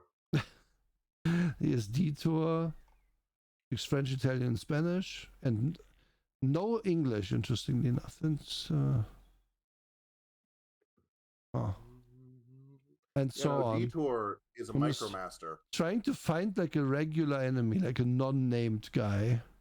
They are farther down. This is an alphabetized list of everyone. Okay. Swarp, Slipstream, Starscream, Soundwave, his cassettes, Tantrum. You know, you want his other cassettes? Fucking buy some of the expansions. General threats. They're not in the expansions. They are individually. Their stat blocks are spread out across various. Annihilator, modules. Assassin. So these guys are just like regular dudes, but we stated them like bosses. Okay, and they are kind of bosses. Like, did any of these named guys have like? There's nothing distinguishing these from anyone else. Okay, understood. This is kind of not great.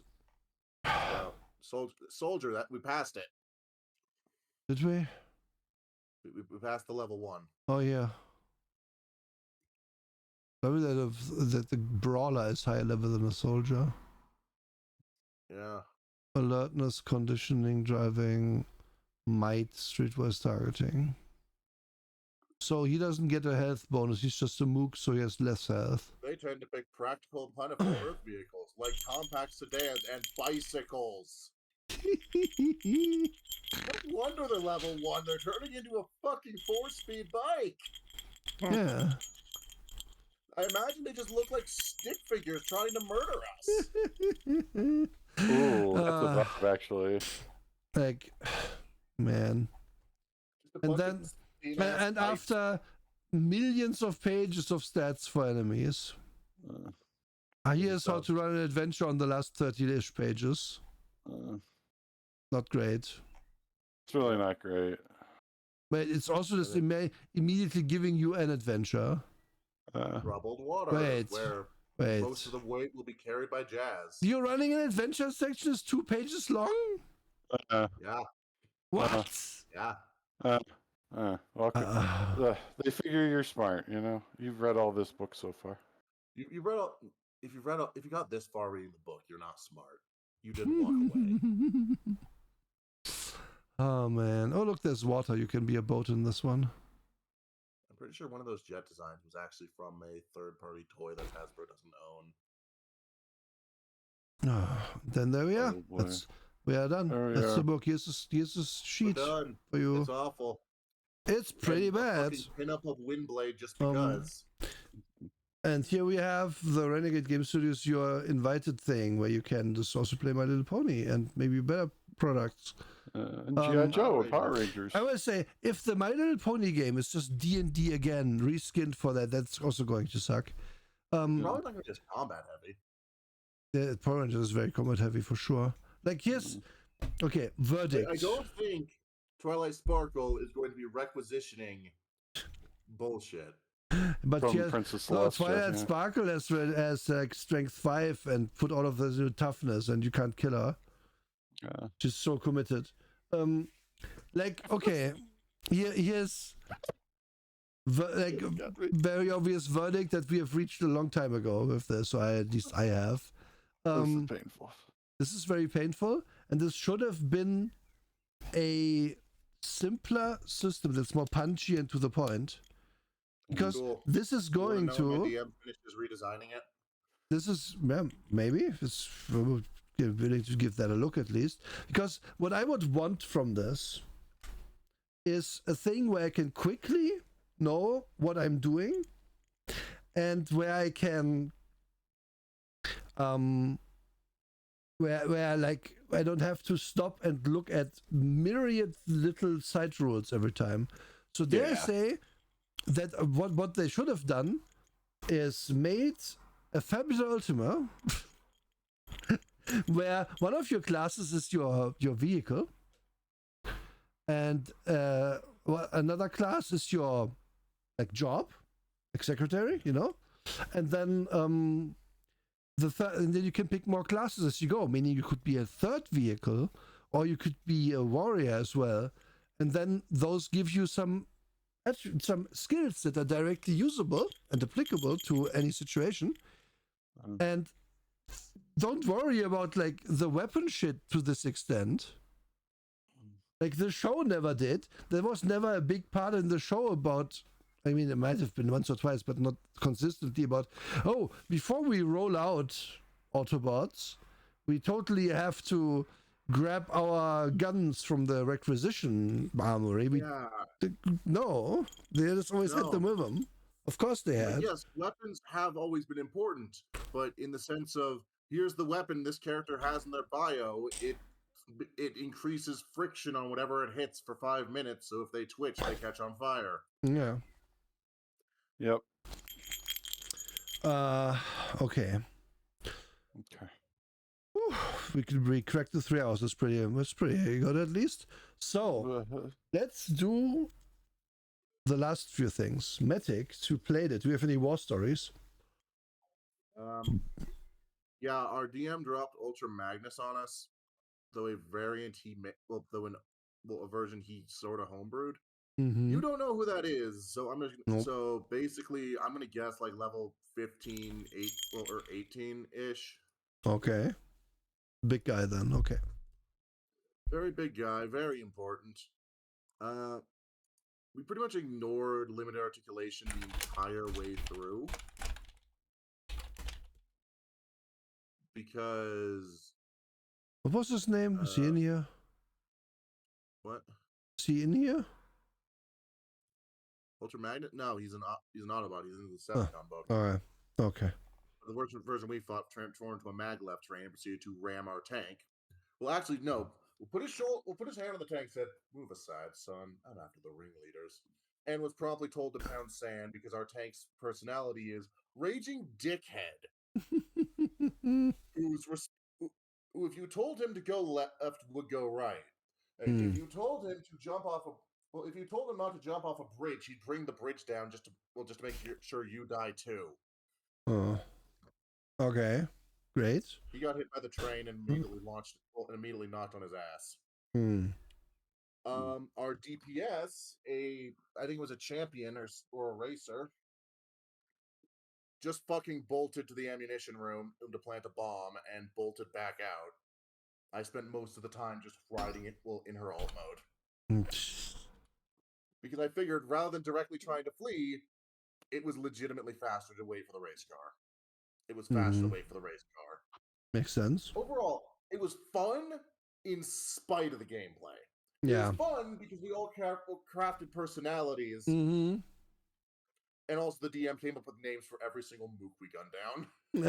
Okay, that's pretty good. Okay. That We gives took you... out spin cycle, auto aim, axle grease. That's great. Okay, that's points to you, GM. That's good. That's what should happen good. in this. Yeah, no, it was great. Like, yeah, but what you say is so true. Like, this game is something you say, oh, I would like to play Transformers. You aren't actually saying I want to play Transformers, the game system that this book is about.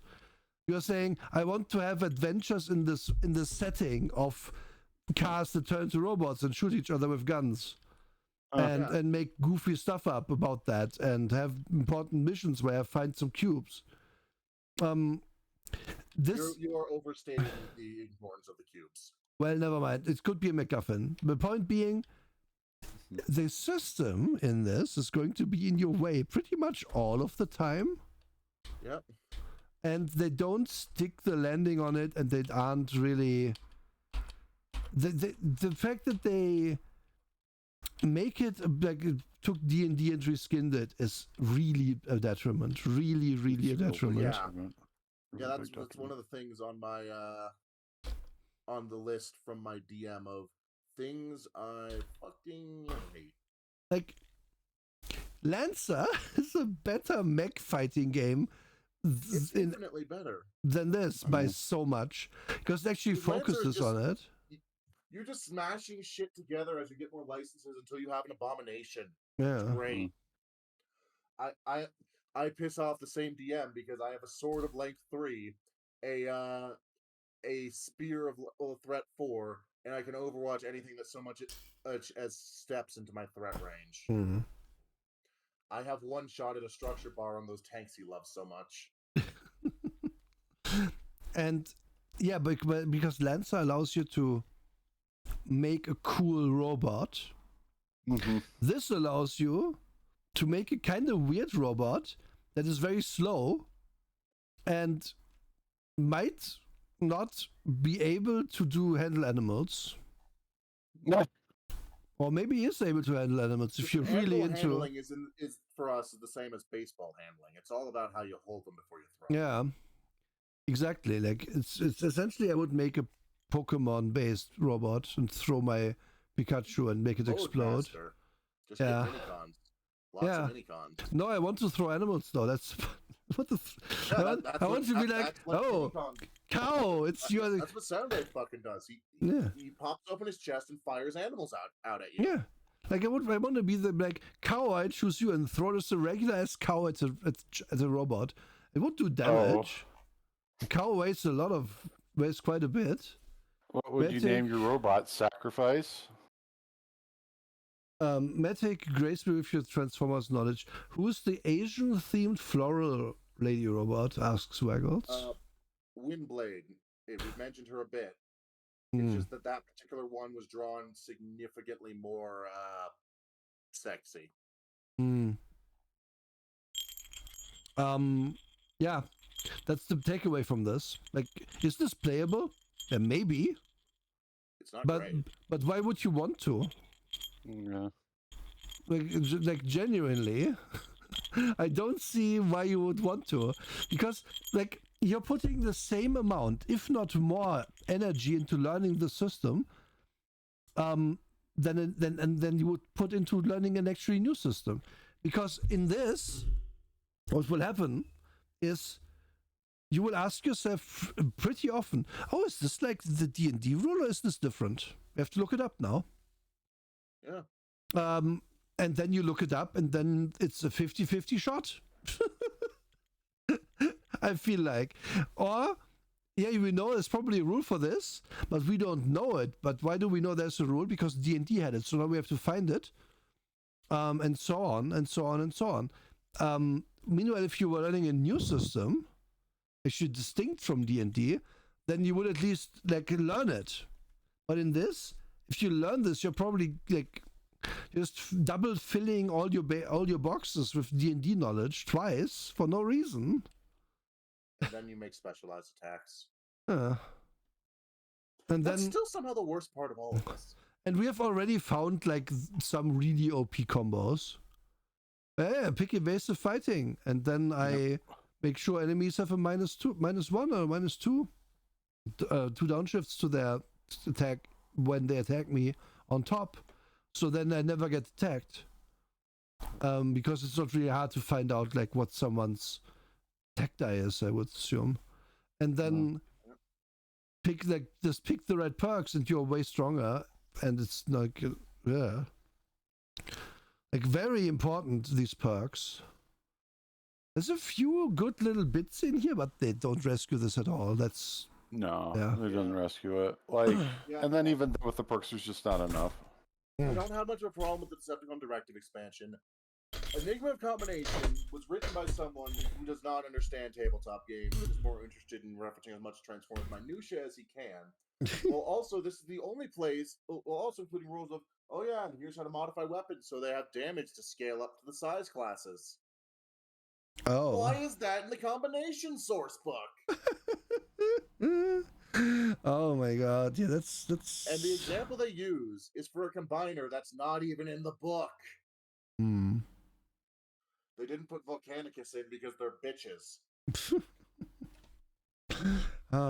So the verdict can be, for someone who doesn't understand Transformers or doesn't know Transformers, this book is bad, and for someone who understands it, it's also bad. That's a really good way to put it, honestly. It's bad. It's gonna baffle you regardless. Nick Hudson agrees. You look excellent in purple. Yeah, thank you. Yeah, okay. You also look very snugly, by the way. Thank you. That's the idea. Let's do the next to last thing that we usually do on this show. The memes? No, the memes is the last thing we do. Next to last thing is, hey Drake, what's your favorite thing about this book? I'm gonna let somebody else say art. Or let's say art isn't allowed to say, because it's just a get out of jail free card in this one for the most part. It really is.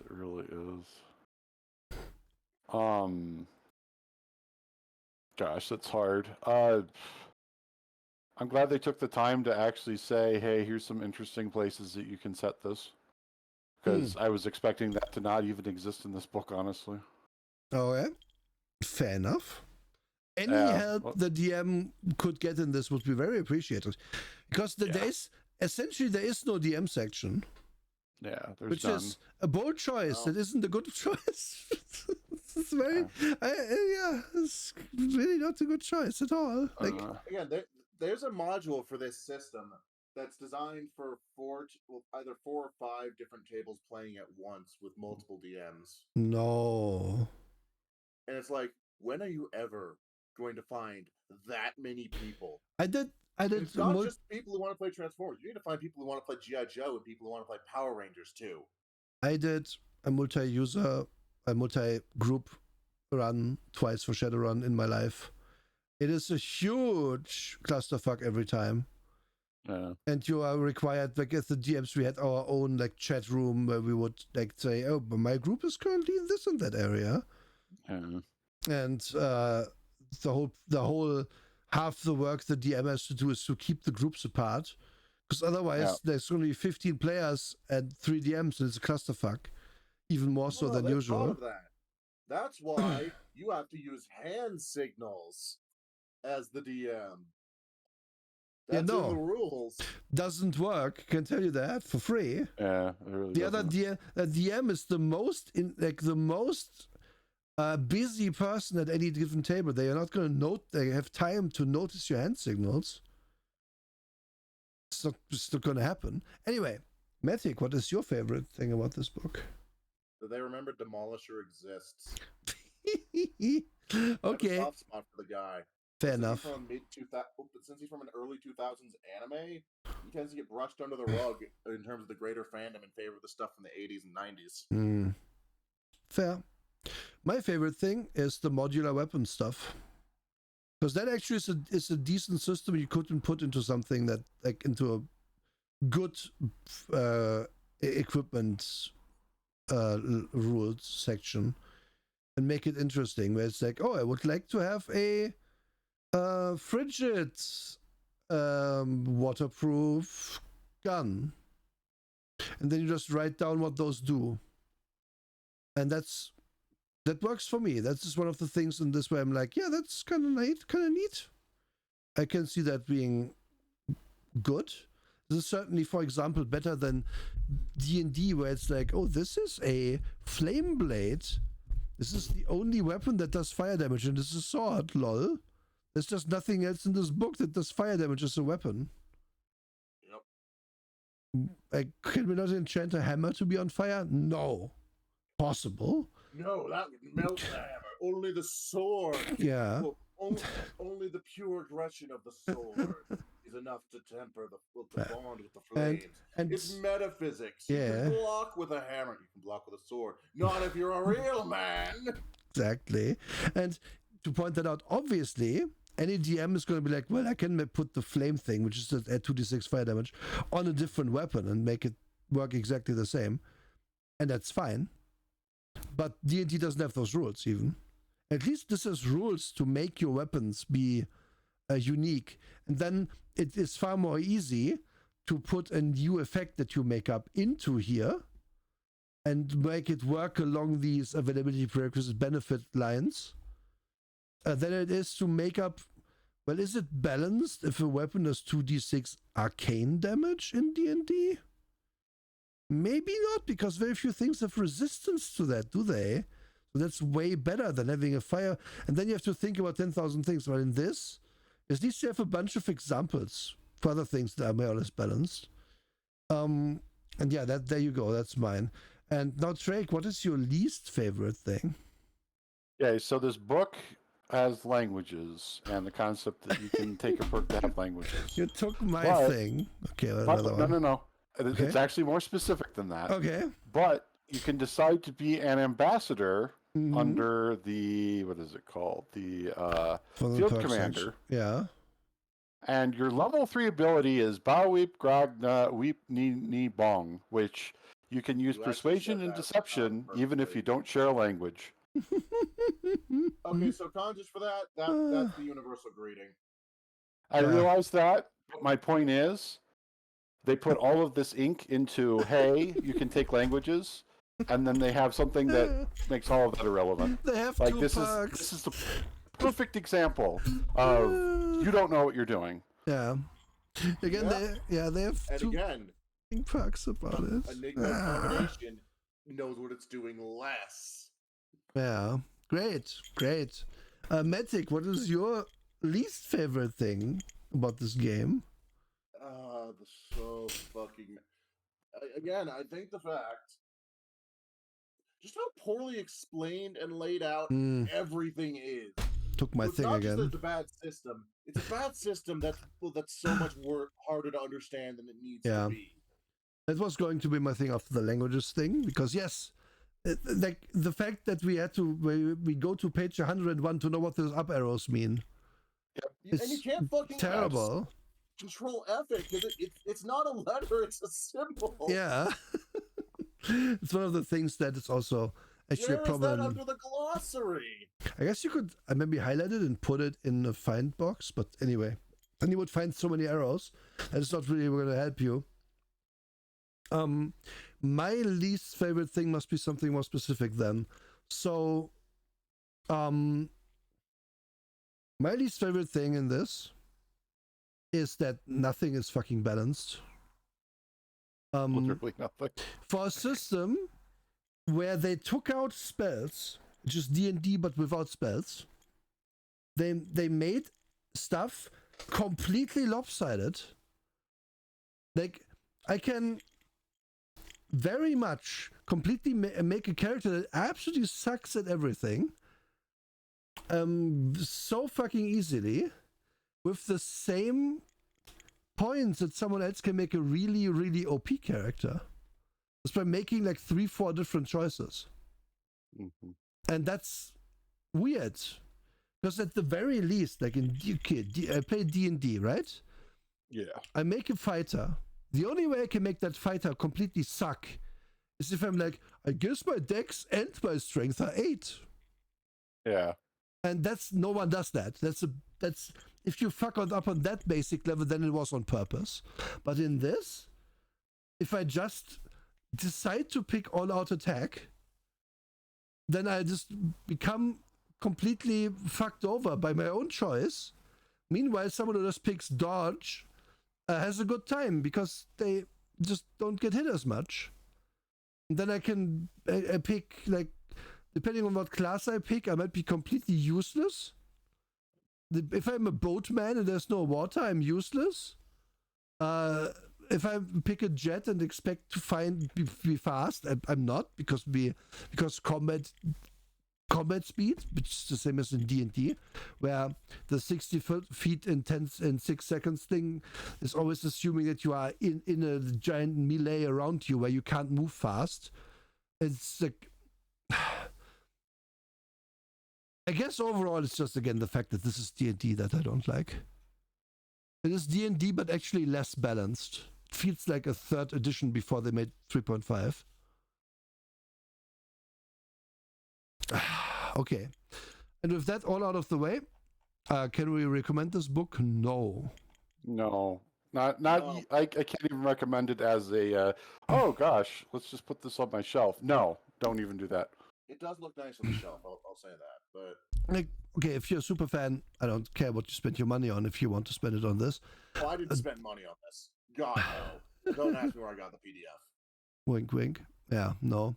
The expansions I did, and I regret it. Yeah, and now, last thing we do in this podcast, which is not a podcast because we are visual, is memes. Transformers RPG player. Aragon points, yes.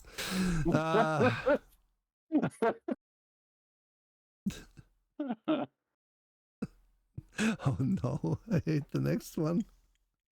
Oh no. Oh no. Why does it not play? It's a GIF. Oh, they're loading so slow. What is wrong with your Discord? Discord, please. If you know the GIF, you know the GIF. Yeah, you know the GIF, I know, but it's why would it not load? Oh, there it is. That's coming. It's really slow. We're watching it in the worst way. Turn off your porn. No, it's no torrents. It's no torrents. It's so much worse in slow motion.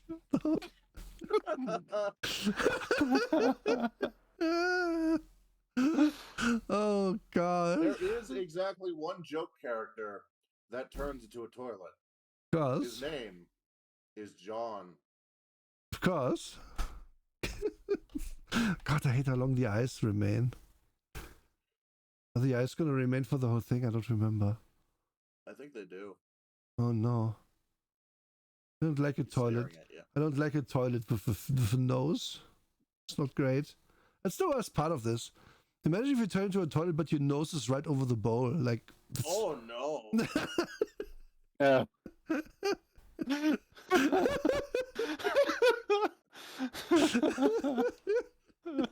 You're already cursed, but you're doubly cursed. Reject Autobots.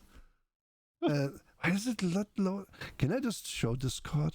Maybe that's more easy. Animorph. Come Bumblebee. Okay, here, let's... Oh, God. These are so small, Discord. Why is it so hard for you to load them? Nora and Drake reveal their lack of Transformers knowledge. I can read that already. Matic and... Did you think you could hide? Ah, yes.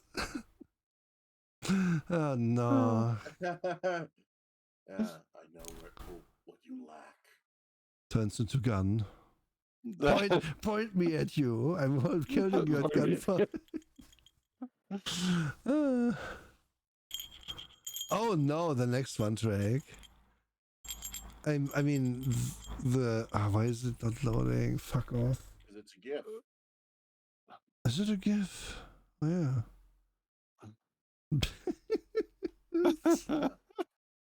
Oh wow, we've been doing this for 3.5 hours. We have been on this, yeah. There was a lot to explain why it's bad.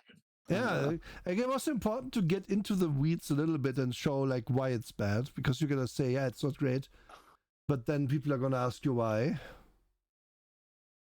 Come on, Discord, it's possible. Yeah, turn off the crypto mining. I'm running on a Rust computer. Yes, please.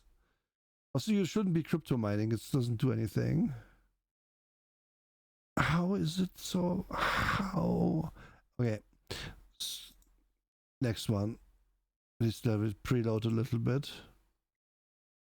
I know it was fun. Oh my god, it's not even loading the next one.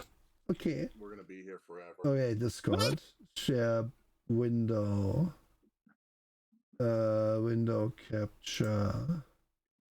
I have a Discord capture already. Discord share, Discord chat window. So let's make the regular Discord, I guess. Okay. We would like to have this. Yeah. Okay, there we go. Nothing. I'm sort of gonna click on the pawn and then we're fine. Yeah, here's the stinky one to start. Oof. And then when you really wanted that Witcher Transformers crossover, oh no. Oh no. Oh, it's the same character. It's the same character. It's Yen before and after. Yeah. The typical Transformer at level 1. Oh no. Oh no, it's so unfortunate.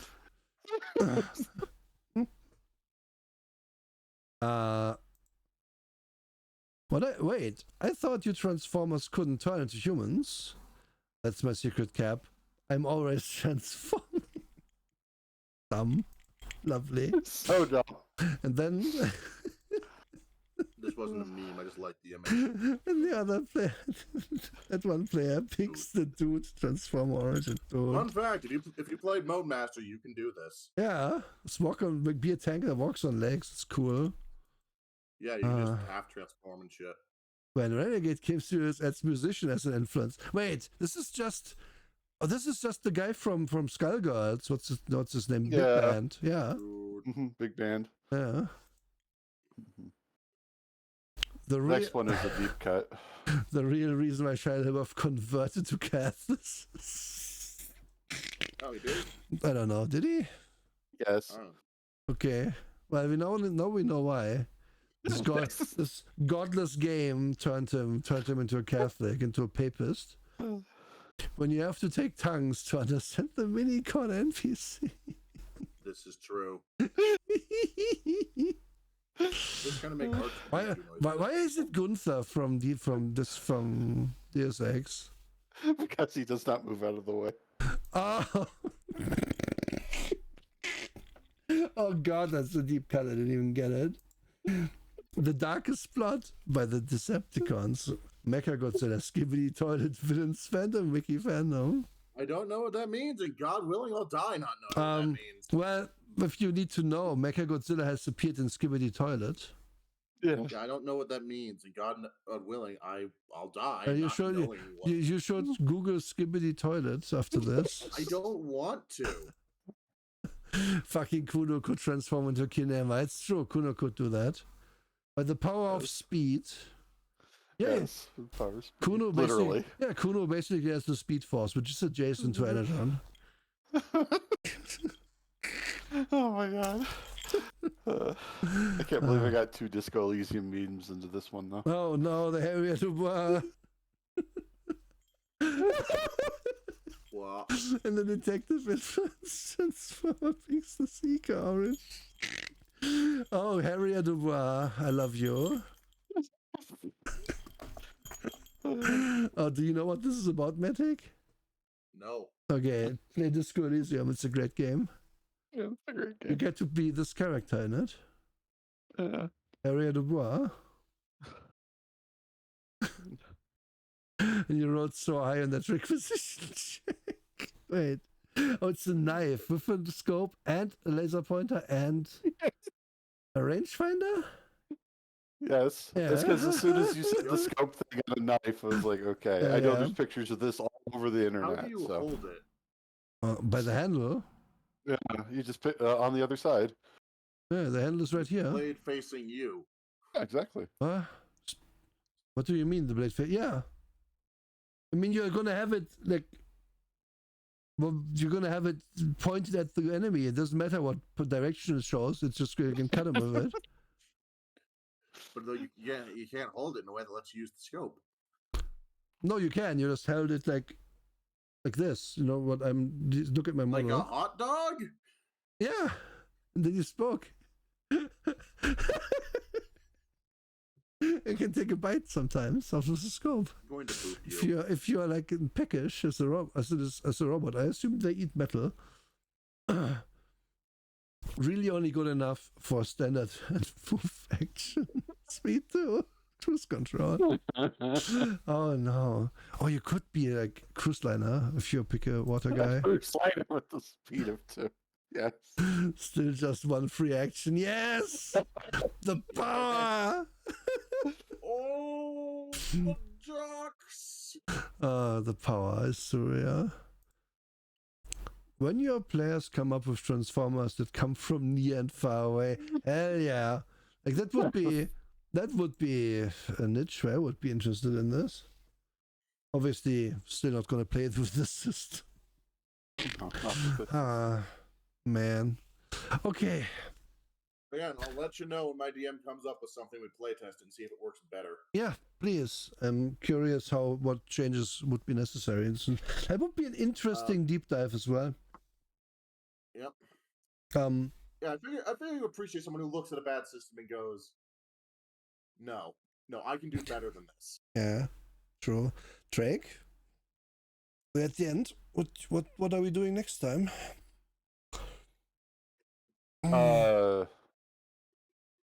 Man, I picked it and I don't remember it because this entire last 3.5 hours was like a fever dream. That's valid. That's another Transformer. Are they all the news? Wow. Did he tell you to break? Let's do break. What is break? Break the RPG! Exclamation point! Break! Exclamation point! Oh, I thought you meant let's have a break. Let's not do this episode. Let's have a break. Let's not do this anymore. No, break the RPG. Okay. Hi, Squeaky. Yes, it is Wax. Shall we put in a stipulation that if okay, I don't have Twitter open. That's probably smart. If the guy that said, "Hey, well, do you want a review copy of the Monk game?" that we do that next? Yeah. Okay. We'll do the monk game if we get a copy of that. Yeah. Okay. Wonderful. Yeah. Well,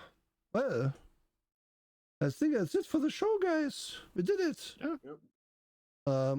I was half of a heart to make a character, but it was like while leafing through the book, I realized no, this is just you would actually have to consider like most of this book to do it, and that's too many pages.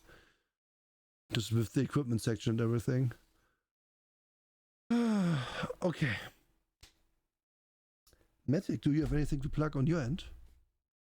Yeah, we do a Lancer campaign every other Thursday. This coming Thursday is the next one. Nice. And I don't actually have much else regularly scheduled. We might get into a proper campaign once we get the system to be not horrible. You mean Lancer? No, Transform. Okay, you had to specify that. I'm sorry. Excellent. Yeah, this is why I asked, because you were like, oh yeah, we are playing Lancer. Also, we might do it regularly if it wasn't horrible. What? No, Lancer's excellent. We do it regularly because it's great. So you mean you might do Transformers as a live play if it gets fixed? Yeah, we already did the one shot. I mean, Godspeed to your DM for putting that work in. Like, there's really no reason to put it in, but good on them. Drake, do you have anything to plug? Neon Blood Monday. Yeah. Will be the last episode for a bit, unless it needs to run into another episode. Mm-hmm. So be there to enjoy. They have to escape whoever the fuck is getting our ass there. I don't really know yet. Yes. We'll find out soon. That's also what I was gonna plug. Also Monday, Waggles and I continue the Disco Elysium playthrough. Beyond that, I will have a schedule up on Monday as well. Feels good to have this done. So let me unshow the Discord because it's kind of in the way of everything. Oh god, turn the ducks back on and it's happening.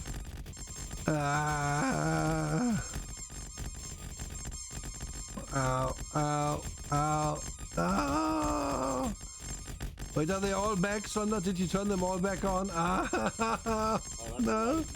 What an ending. No, please. It's all just a free action. No. They are back. Okay. Let's find somebody to raid so this hell can be over. Let's see.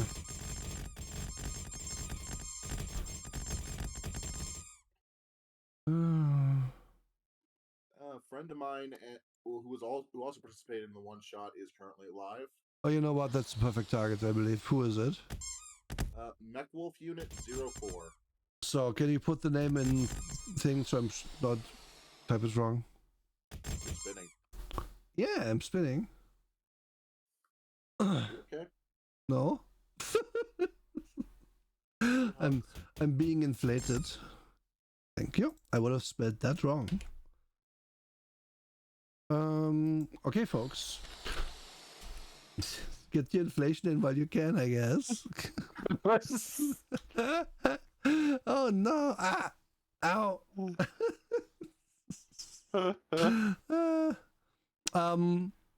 Have a good one, everyone. And yeah, good TTT. I really enjoyed it. We are back July 6th? Question mark? Yeah, that's, I believe it is. Yeah, July 6th with the next one on Twixture. See you then, or see you sooner, preferably. And check out Matic. Check out Trek, obviously. And we will see you soon. Bye bye.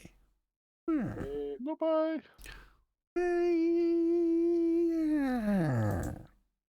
Okay.